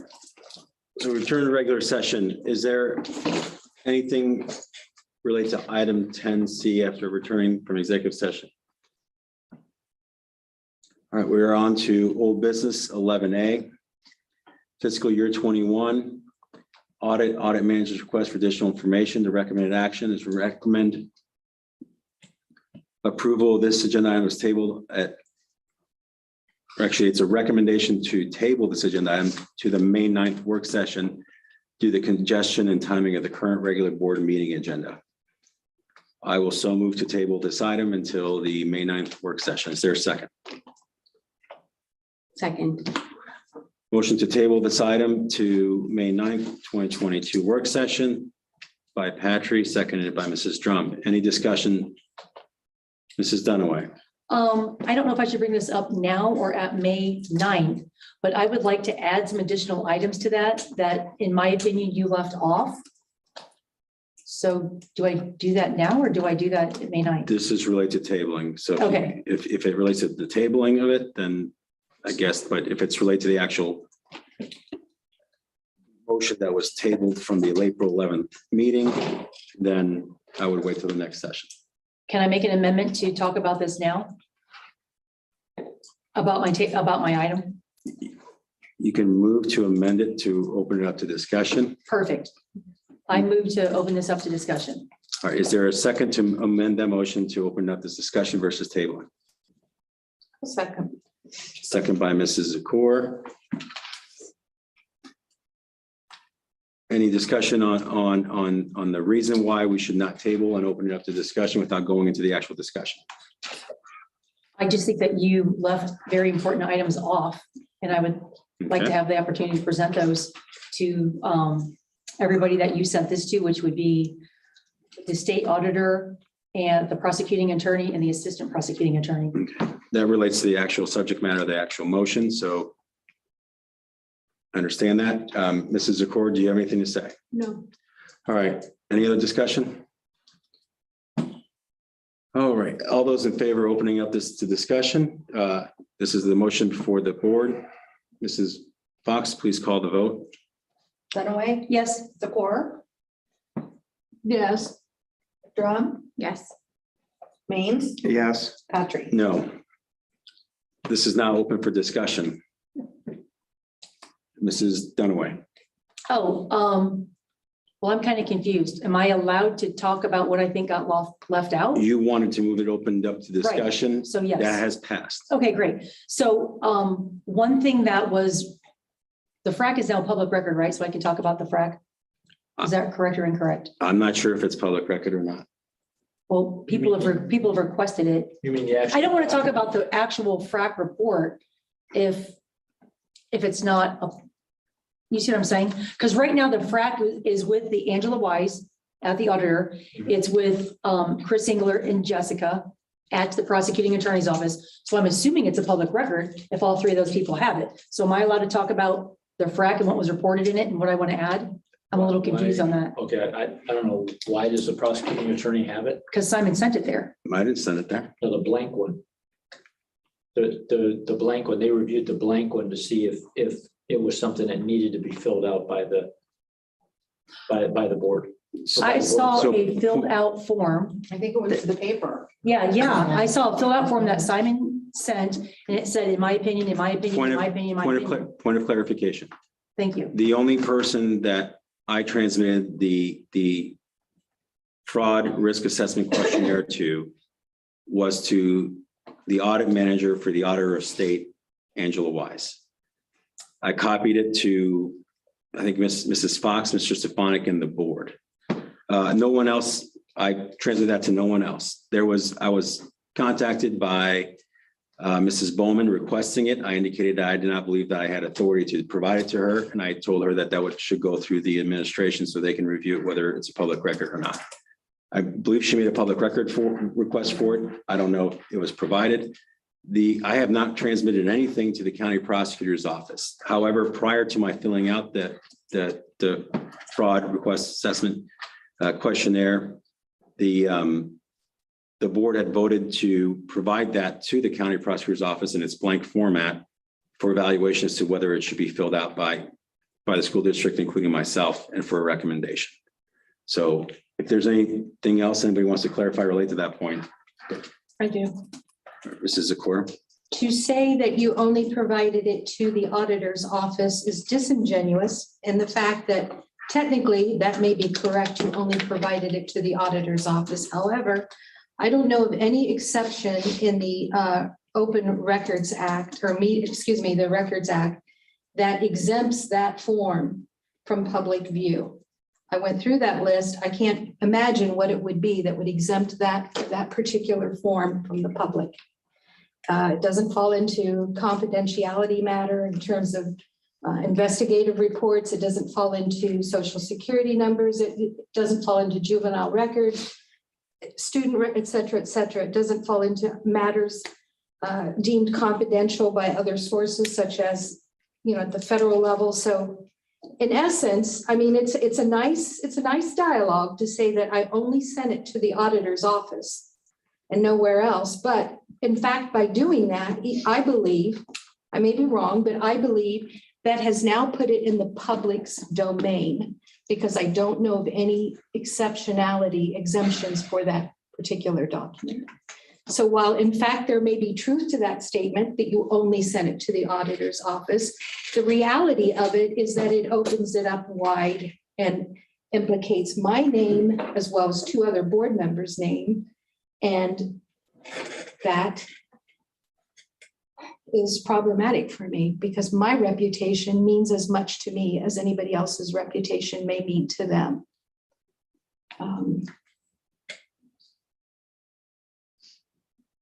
And as far as the comments that you have, which again are accurate, that we as a board discussed, we reached out to the Miami County prosecutor.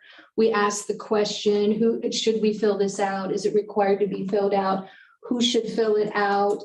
That's all very accurate information. However, what's not included in there is the sort of encryption of, once I got that legitimate approval through the system, now I've got the form, and now I'm going to put in that form whatever I damn well please.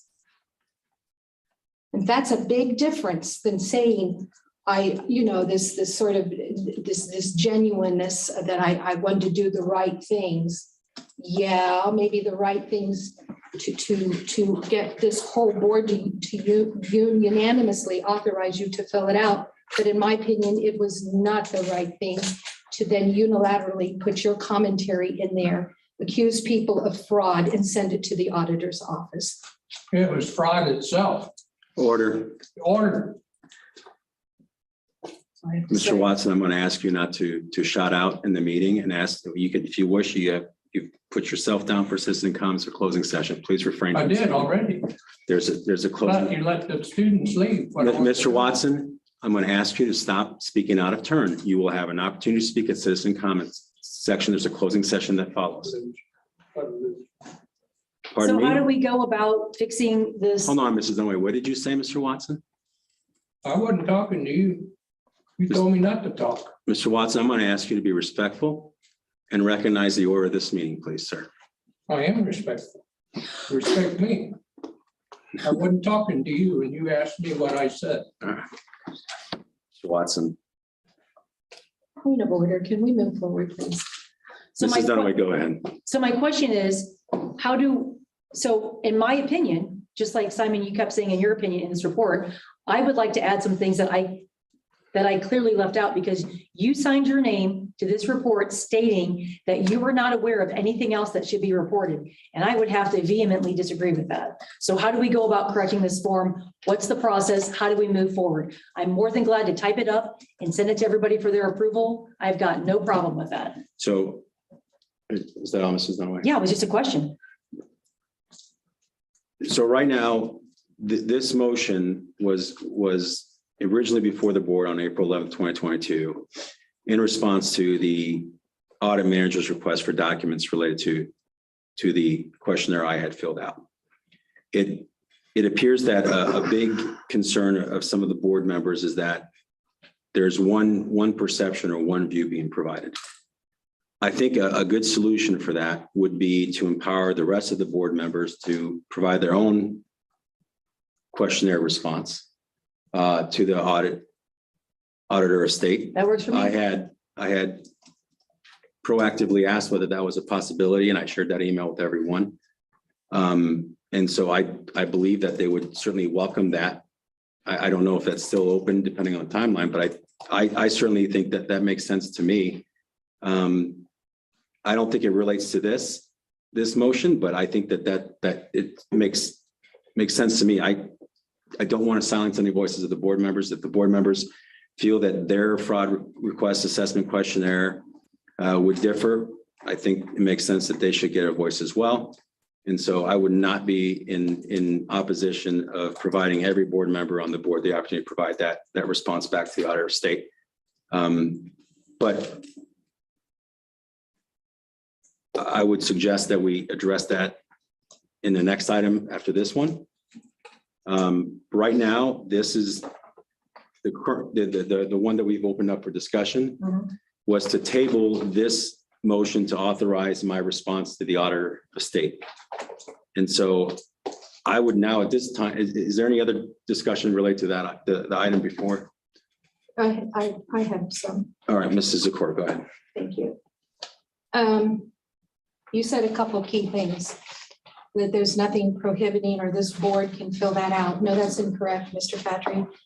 The board did not fill that out. You filled it out. Under your, by your own admission, it was your opinion, your opinion, your opinion. Point of clarification, Mrs. Zakor, what I indicated is that the auditor of state had responded to my inquiry as to whether they would entertain a response from each board member. They indicated they would. I indicated that personally, I felt a good solution would be for the board to authorize all board members to respond.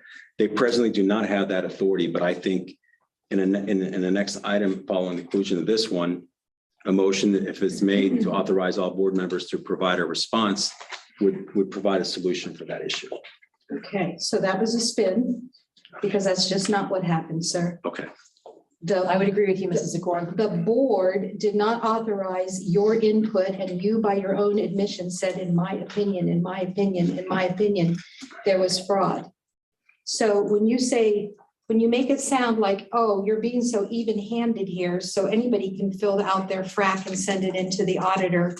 Well, yes, they can as an individual person, but you sent that in under the auspice and the pretense of the board, which was not true. It was not the board. It was Simon Patry. And that is not how you build collaboration and teamwork on a board. That isn't even a board. That's putting self above service.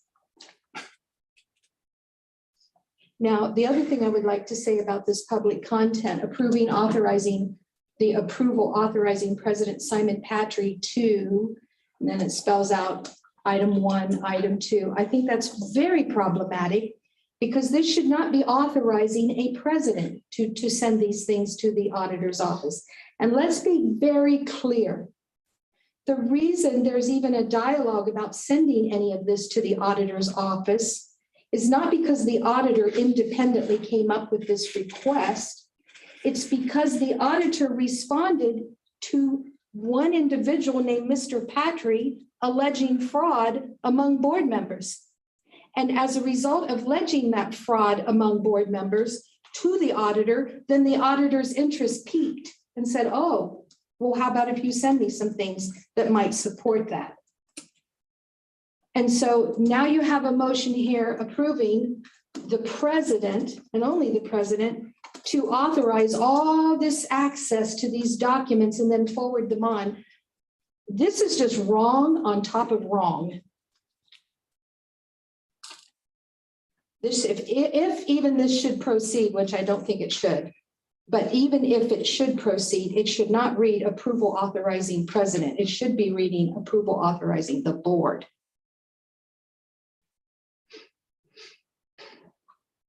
And I think the really most appropriate approach, which I have no delusions of it happening, is for you to, for you, Mr. Patry, to extend your apologies.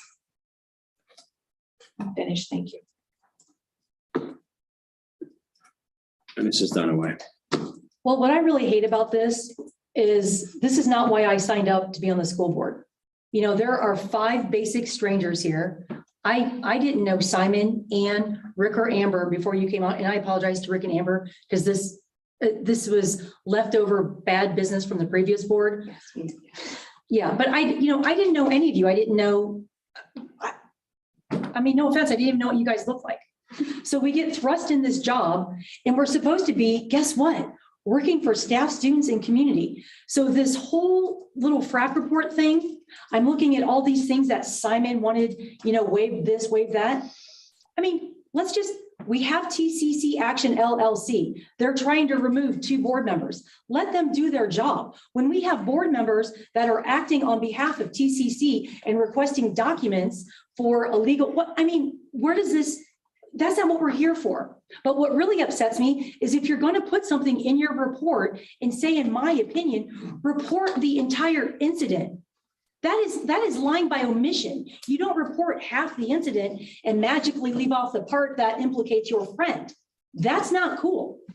That's what I have a problem with. And we need to decide at some point, are we here to act like a board and be a board and work for the community on facilities to get new bleachers, to see if we have enough money for, raises and all of this type of thing? Or are we just going to be here to pick on each other until one person gets one person kicked off the school board? Because I'm sick of it. And quite frankly, I think our community's sick of it too.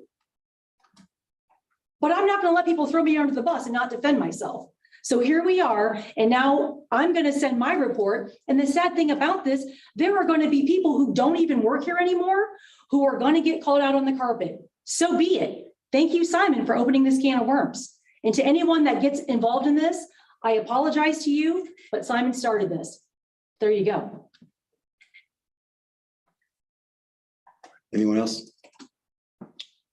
I will go again. I will go before, since you've gone before Mrs. Dunaway. Fair enough. Fair enough. I am not affiliated with Tipp City Concerned Citizens or Tipp City LLC or whatever they're called. I'm not a signatory to their petition. I'm not part of their team. Anytime that I'm contacted or I correspond with anyone from the community, including anybody from that organization, if I knew it or didn't, I have never provided any information that's not part of our public meeting. It wouldn't be part of a public meeting. And times I've been asked for documents or anything like that, I've indicated that I have no authority as an individual person to provide them any information other than what's in the public meetings. Outside of a subpoena, a court order, something similar to that effect, I can't give them anything. And that's been my position and always will be my position. When I was provided that fraud request assessment questionnaire, I think that's the name of it, the FRAQ. I was hesitant to fill it out for a lot of different reasons. One of which is I didn't think I had the authority. There's a lot of different reasons I didn't want to fill it out. That's why I brought it to the board. That's why I asked the auditor whether every board member could fill it out. I presented and shared those emails with the entire board. The board took action and authorized our statutory counselors, the county prosecutor's office, to advise us as to whether we should fill this thing out. They responded that it was advisable that it be filled out by the board president. So the board authorized me to fill that out. The board could have authorized for me to prepare one to be approved by the board. The board could have not authorized me. The board could have authorized everybody to fill one out. The board could have done a lot of different things, but that's not what the board did. I'm just one individual. 5 people made that vote. That request was made of me. It was my response. I do have a duty to be truthful and honest in all things. I tried to provide as much an objective view as I possibly could. I highlighted in bold and all caps letter, important notice, that this is a minority opinion and a minority view of that board, that at least three against one, if not more, did not share my view. I did not provide specific names, only that I felt that attorneys had been hired without authority of the board and that the school district expended funds as a result. That's all I did. And I felt I had an obligation to do it. And so if that creates an issue, I mean, obviously it was more detailed than that, but that's the gist of the summary of what I was indicating. If that creates an issue, fine. If no one did anything wrong, providing that information is not going to result in anything. It'll be a moot point. So my thought is that it makes sense to respond to their requests. If we don't, my suspicion is we're gonna get a subpoena anyway. I mean, that's fine. If everybody feels that somehow they have more they want to add to this situation, I have no problem with if there is fraud occurring, whether through theft or misappropriation of assets, et cetera, let's let it out. So I'm good with authorizing everybody to fill their own out.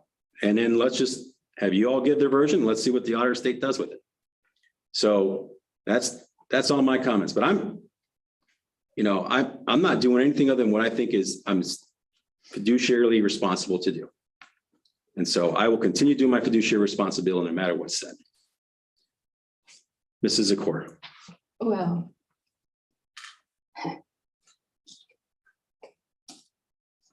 the things that you referenced on that FRAC report, by your own words, said happened in 2020 and 2021, allegedly happened in 2020 and 2021.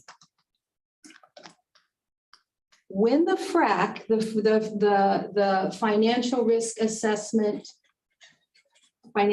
assessment questionnaire, that came to you, sir, back in 2020 and 2021. So if those events occurred in 2020 or in 2021, as you allege, gee, why didn't you spill the beans then? Why are you waiting until 2022? I mean, if it all happened then, as you say it did, why would you sit on it for 2 years or a year and a half? That makes no sense. So your fiduciary responsibility was just as much of a lie back then as it is now. Now, I also want to talk about this art, this finessing. It's driving me nuts. And I don't like finessing because we don't need to finesse. We're telling the truth here. We don't need to finesse at all. You received the email with the FRAC attached, the document, on February 2nd of 2022, Mr. Patrick. Went to you because you're the board president. Didn't go to us. It went to you. And you sat on that email until February 28th of 2022. For 26 days, you did not forward that to your board members. The email trails will prove this out. At 4:45 p.m., we had a meeting on February 28th. At 4:45 p.m. on the day we have our meeting, you email Ms. Weiss asking if we can provide the FRAC, if you can provide the FRAC form to all of your board members. Well, at 15 minutes before 5 o'clock, Ms. Weiss probably, like most people, maybe went home or she didn't pick up her emails, but you waited 26 days to ask her this question. And you just coincidentally ask it on the day that we have our board meeting. And you just coincidentally ask it 15 minutes before the closing shop at 4:45 p.m. So then you send this honorable behavior. You send the email to the board on that day, the blank form, the blank form. And you say, gee, I got this form. I'm not sure what to do with it. I'm just going to be upright and fair with everybody. I need some input here from my board. How do I handle this? And that's what we all did in a trustee mode, believing that. I didn't know that you received that at that particular time. I didn't know you'd been sitting on that email for 26 days. I didn't have those threads of emails then. And when you came and asked for our opinion, which you did, Mr. Patry, so that you did tell the truth, but you told it in such a way that you make it sound like we all had a heads up on where this was going to go. And so quite honestly, if the world I come from, I feel you took advantage. I think you stepped in and took advantage of the situation. So I'm not going to go through the rest of this. We decided, yeah, maybe the prosecutor, do we have to answer this? Should we answer this? So like good board members, we all united and gave you a 5-0 vote to plow ahead and get some input from the Miami County Prosecutor's Office, which they said, yeah, go ahead and fill it. You sent those to us. And we all unanimously agreed that our board president, our fearless ethical leader will take the charge and fill it out for the board and for the district. And you took that form, sir, and you smeared me up. You smeared Mrs. Dunaway up and you smeared Mrs. Dahl up 2 years after the alleged fact. I'm sorry. Reputations matter. People matter. Board dynamics matter. Trusting, believing, supporting matters. And you can't have it both ways. That's all I want to say in this. So a couple of things. I never received the FRAC prior to this year directed to me to respond to. If I did, I have the copy. I don't. You CC'd on it, sir. If I did for my response, I don't recall. You did. Well, Now for you to do this. the request was provided to me in February. The time I presented to the board was the first meeting we had to present it to you. That meeting, we didn't take action on it, that meeting. We waited for another meeting to take action on it. And in that time, that information was communicated to the board related to whether other board members could be. So, if you don't like me waiting to the board meeting to present something I received versus emailing in advance, I'm sorry. It seemed to me to be the way to communicate that information. 2 years after the alleged facts bring something in, everything that's in that FRAC, I've been screaming from the mountaintop in every public meeting I can. So to the extent that I can. I stand by the statements I made in every single board meeting related to these issues. And I stand by them now, and I stand by that FRAC. Any other discussion? Mrs. Dunaway. Well, just to be clear, my issue wasn't on the reporting, because what you're reporting has already been cleared up by 5 educational law attorneys. You're an attorney, correct, but you're not an educational law attorney. There are specialties in law. I don't have to tell you that, you're an attorney. And the fact that you were screaming it from the mountaintops, so what? I could scream all day long that I'm 6 foot tall. That does not mean I'm 6 foot tall. That just means I like to scream. So again, if we're going to play this tit for tat game, you were text messaging tonight during executive session. So should I do what you do and send a public records request? Oh, I want all Simon Patry's text messages from his cell phone at 9:05 during the executive session, because the amount of public records requests you've done for myself, Mrs. Zakor, Mrs. Dahl, or text messages, should I do what you've been doing to me? Or should I take the high road and say, he was probably texting his wife, going to be home late. Maybe it was his child, go to bed. I'm not going to be home in time. Because instead of thinking the way you think, which is, oh my gosh, I'm going to make something up where there's nothing. I'm thinking to myself, yes, Simon texted during executive session. I have every right to request that text message because it's a public record, but I'm not going to play your game. I'm going to choose to believe, hard to say, that it was something, really, there's no reason to be texting during executive session. We can agree to that. But A point of clarification, I was not texting during executive session. I saw you. No, you didn't see, I don't know what you saw, but I wasn't texting. Okay. Your phone shouldn't be out, period. Okay. We've discussed. Point of that. order, point of order. Recording, Come, so let's, come it's on. wrong. Yeah, so my point is, we can all move forward or we can play this tit for tat game. I think that we should move forward. At some point, we have to decide. Well, all due respect, Mrs. Dunaway, I'm a little beyond moving forward. Well, My reputation has been so damaged. I totally feel you. I'm sitting right there with you, girl. If I was engaging in so much wrongdoing, my head would be low. It's not low. I'm holding it pretty high, given all the circumstances. You don't deserve any of this, so I apologize to you for that. All right, any other discussion? I promise you, I will find that email where you were copied, because I recently just sent it back to the auditor's office and I copied several people on it, and you were clearly copied in 2020 on that finalized FRAC report from the auditor's office. And the point being, you made no attempt to reveal the quote wrongdoing back then. And I will provide it. God is my witness, I'll provide it. I don't make stuff up. No, you don't. All right. Anybody else? All right.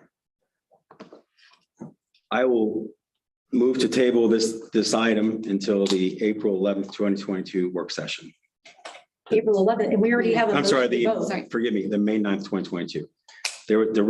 You made a motion to open it up to discussion versus immediately tabling it. I'm making a motion to table the agenda item as it existed, which is to authorize the president to take certain actions as provided for in that.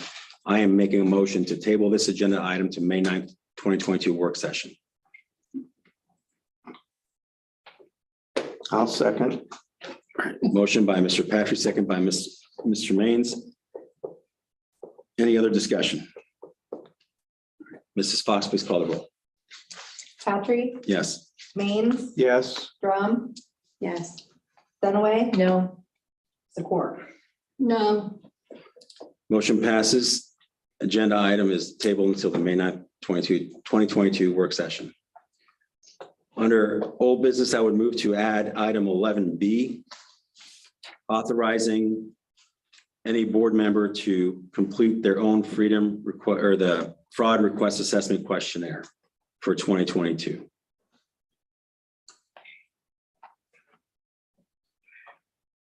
point of order. Moving to add it Point of to, order? what's your point of order? It's not necessary. yeah, we already said yes. It's already been from the email that stated from the process, anybody can fill it out. So it doesn't need to be approved. I would like to add item H back in, as I discussed before executive session, which item H was TMS. Okay, hold on. So I have a motion before. It didn't get a second. No, there's a point of order, then you just started talking. So your point of order is that you believe it's not necessary. That's not a point of order. That's an opinion as to whether the motion is necessary.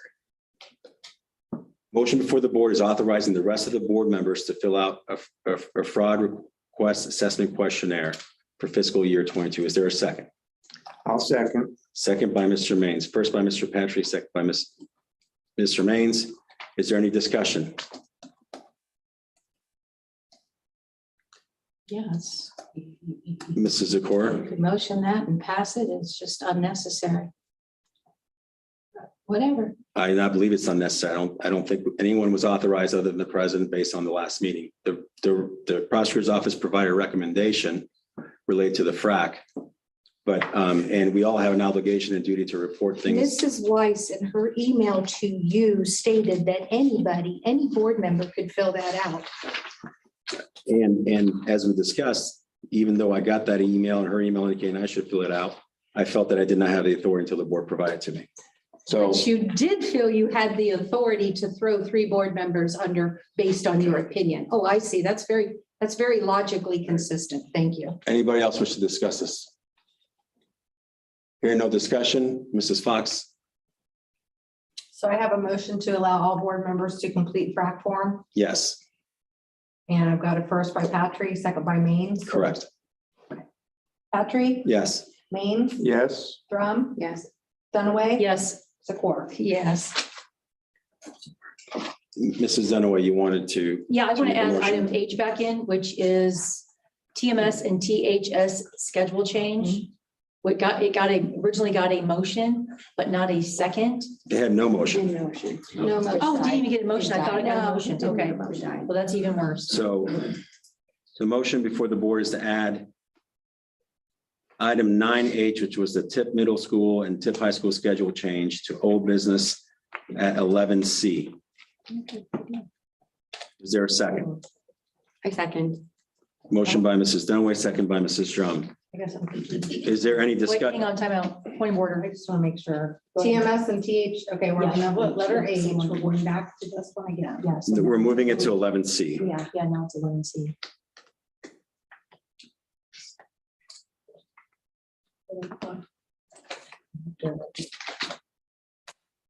We're just on. Just gonna move it. Move it back. Just slide it.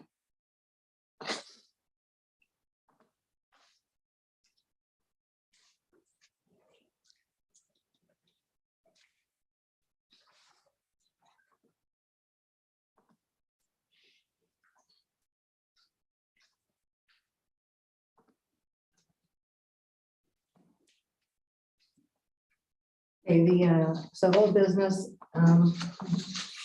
so I have all those motions underneath item 2, which was the audit manager's request. So I have all the motions in there with the final motion. So I have this currently as letter B. No, it's, Or, I'm sorry, A. yeah. I don't think it matters. Well, It's 11C. Yeah, so I only have one item for audit manager's request for additional. information. 11B was the authorizing the board members to fill out their own freedom or fraud Right. request assessment Okay, question. so the system just allows me to add a motion under the item. Right. I can add as many motions as we need.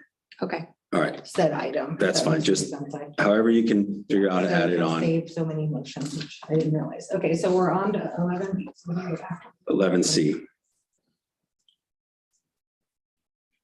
I think it's in there as 11B. Yeah, because you can't add up. And this is. We can take action.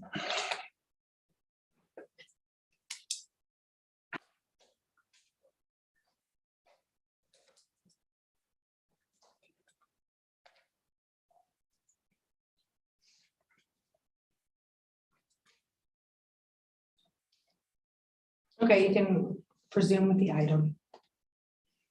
So we have, you're making a motion now. The motion's been made by, I believe, Mrs. Dunaway, Mrs. Drum.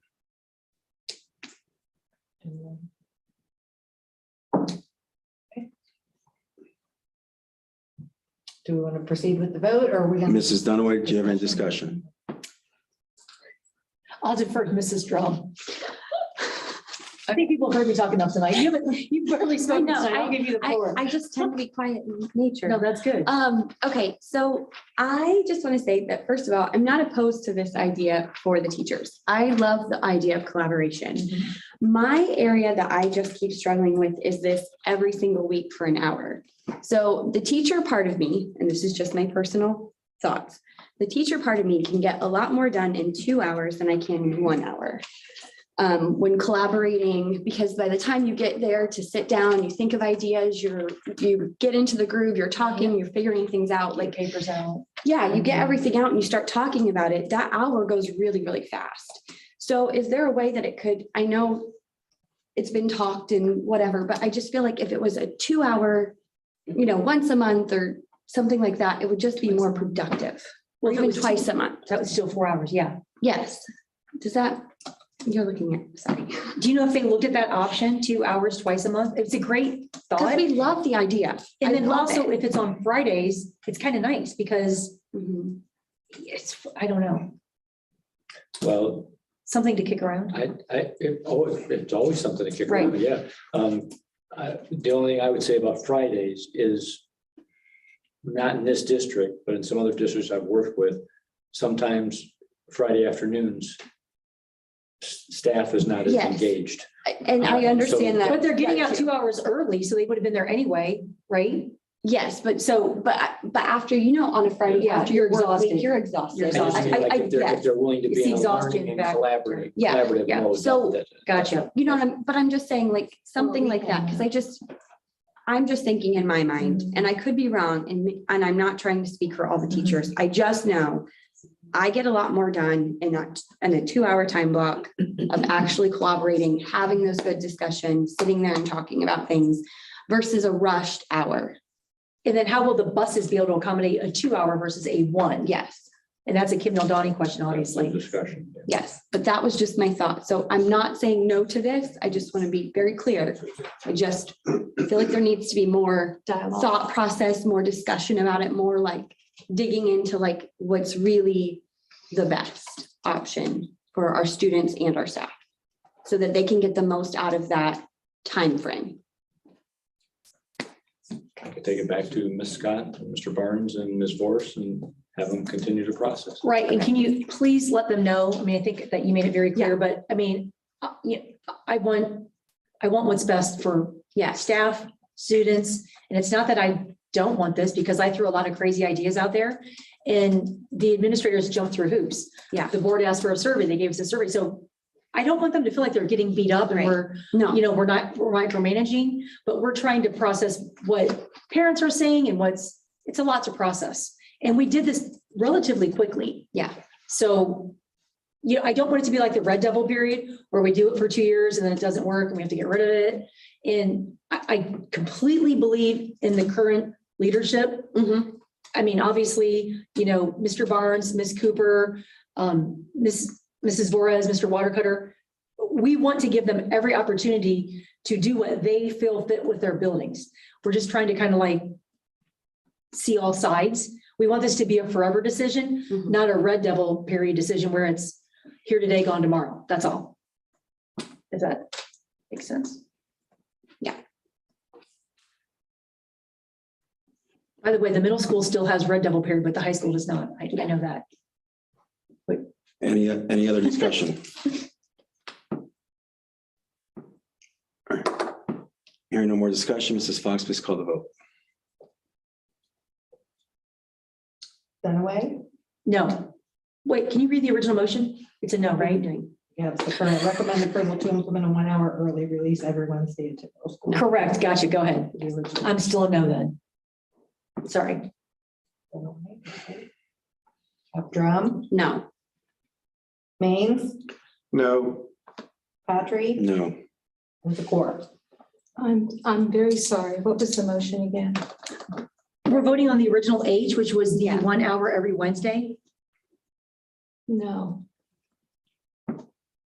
Motion fails. Item 12A, citizens may address the board. Mr. Watson. There's another person too that signed in. Before the kids left. Okay. May I please ask for a moment of, sorry, Mr. Watson, to wrap a business matter up that can be cleared very quickly? Mr. President? No, we're on citizens comments. Mr. Watson, please take. Okay, so March 12th, 2020 is when you received that email, Okay. Mr. Patry, on the fraud report. Oh, my God. Yes, Ma- ma- God is right. Mr. Watson, please give your comments. Yeah, 55 years, and this is one screwed up board, the chairman. I'm sorry, Mr. Maines, but I voted for you as a leader. You've been a follower, your hands like this. You don't speak against Mr. Simon. You're the vice president. You're supposed to be leading us. Not everything, yes, Mr. Simon. You're a certified public accountant. He's an attorney, licensed by the state of Ohio. I was a real estate agent, licensed by the state of Ohio. We're all equal. Attorney's not up here. You don't kiss his ass every time. Point of order. Please use appropriate language, Mr. Watson. That is appropriate when it's the truth. I'm telling you, Rick. I call you Rick because your buddy, Rick Gill, he's up here too with you. Mr. Watson, I'm going to ask you to please be respectful in your comments. That is respectful. I'm just telling you what Mr. Gill told me. Yeah. You know, you've been off more than you chew. That's the problem here. Nobody wants to face up to it. Oh, I'm on this board for 4 years. I've been here for 55 years. I know what's happening. Oh, 5 minutes down to 3, we don't hear the truth. Yeah. I'm telling you, the truth's getting out. It will get out. We're in Tipp City, the Yellow Springs of the North. It's not Tipp City of the old. No. I'm sorry, Mr. Maines, but the truth is the truth and the truth matters. And you're a businessman in Tipp City. Yeah, the worst, saddest point in Tipp City history was 1978, when 3 Rotary guys marched as Ku Klux Klan, and the guy from Jim Francis's went out and identified them from their shoes. Yeah, they were all Rotary. Yeah, and they were all city councilmen. Yeah, we should have buried Tipp City then from the Klansmen. Now, the same thing's happening to the pride of Tipp City. Not Tipp City pride. Pride, I'm talking about real pride. So I'm going to tell you the 2 saddest days in the life of Tipp City happened when we had a prominent school board member, my friend, John LaGrosse. And you new people probably don't know this. Back in 1988, when his oldest daughter was homecoming queen, she got killed in a car accident within a year of that. The sad part of it is, within 2 years ago, 2 years from that, his second daughter got killed in a car accident. How a father ever took that is only by the grace of God. I saw John the other day. Yeah, he's aged. And Diane. Yeah, he wanted to know what's happening to Tipp City. The word's out. He lives in Troy. Yeah. You know what he told me? It's the paper. It's the paper. Yeah, he's a wise entrepreneur businessman. Anyway, Czar, you missed it, but thank you for joining the Air Force, defending our country. You'll have to stand up here someday like I have to stand up. It's not easy. Our president never came here to citizens' comment, but he wanted to cut it down to 3 minutes. He couldn't do it, but he wanted to cut it. That's all I have tonight. More coming though. I'm not done. I'm not dead. Thank you, Don. Thank you, Mr. Watson. Thank you.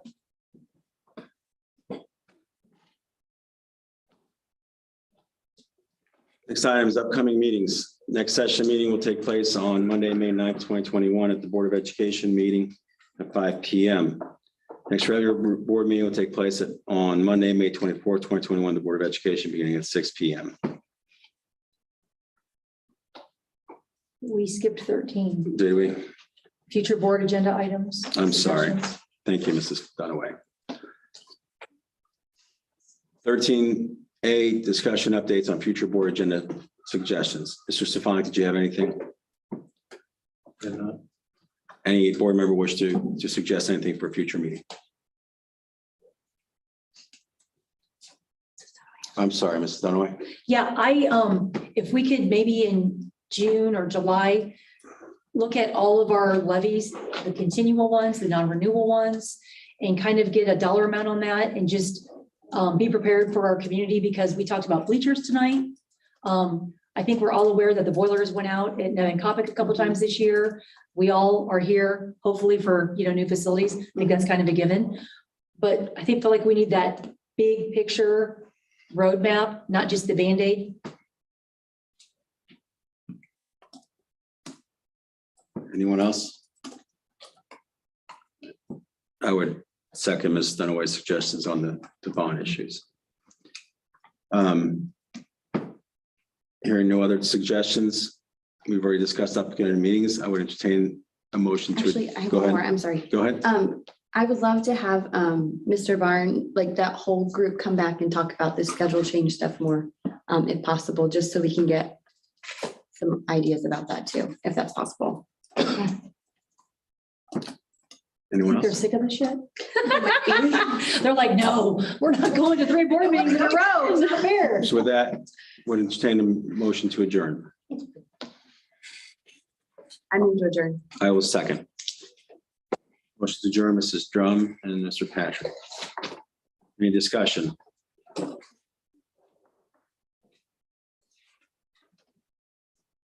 Hearing none, Mrs. Fox, you call the vote, please. Drum, Yes. Patrick, Yes. Dunaway, Yes. Ames. Yes. Zakor. Yes. We are adjourned. So I have Time is 9, 8, and 10:50. I have an 8th grader. 9:50. I got a show.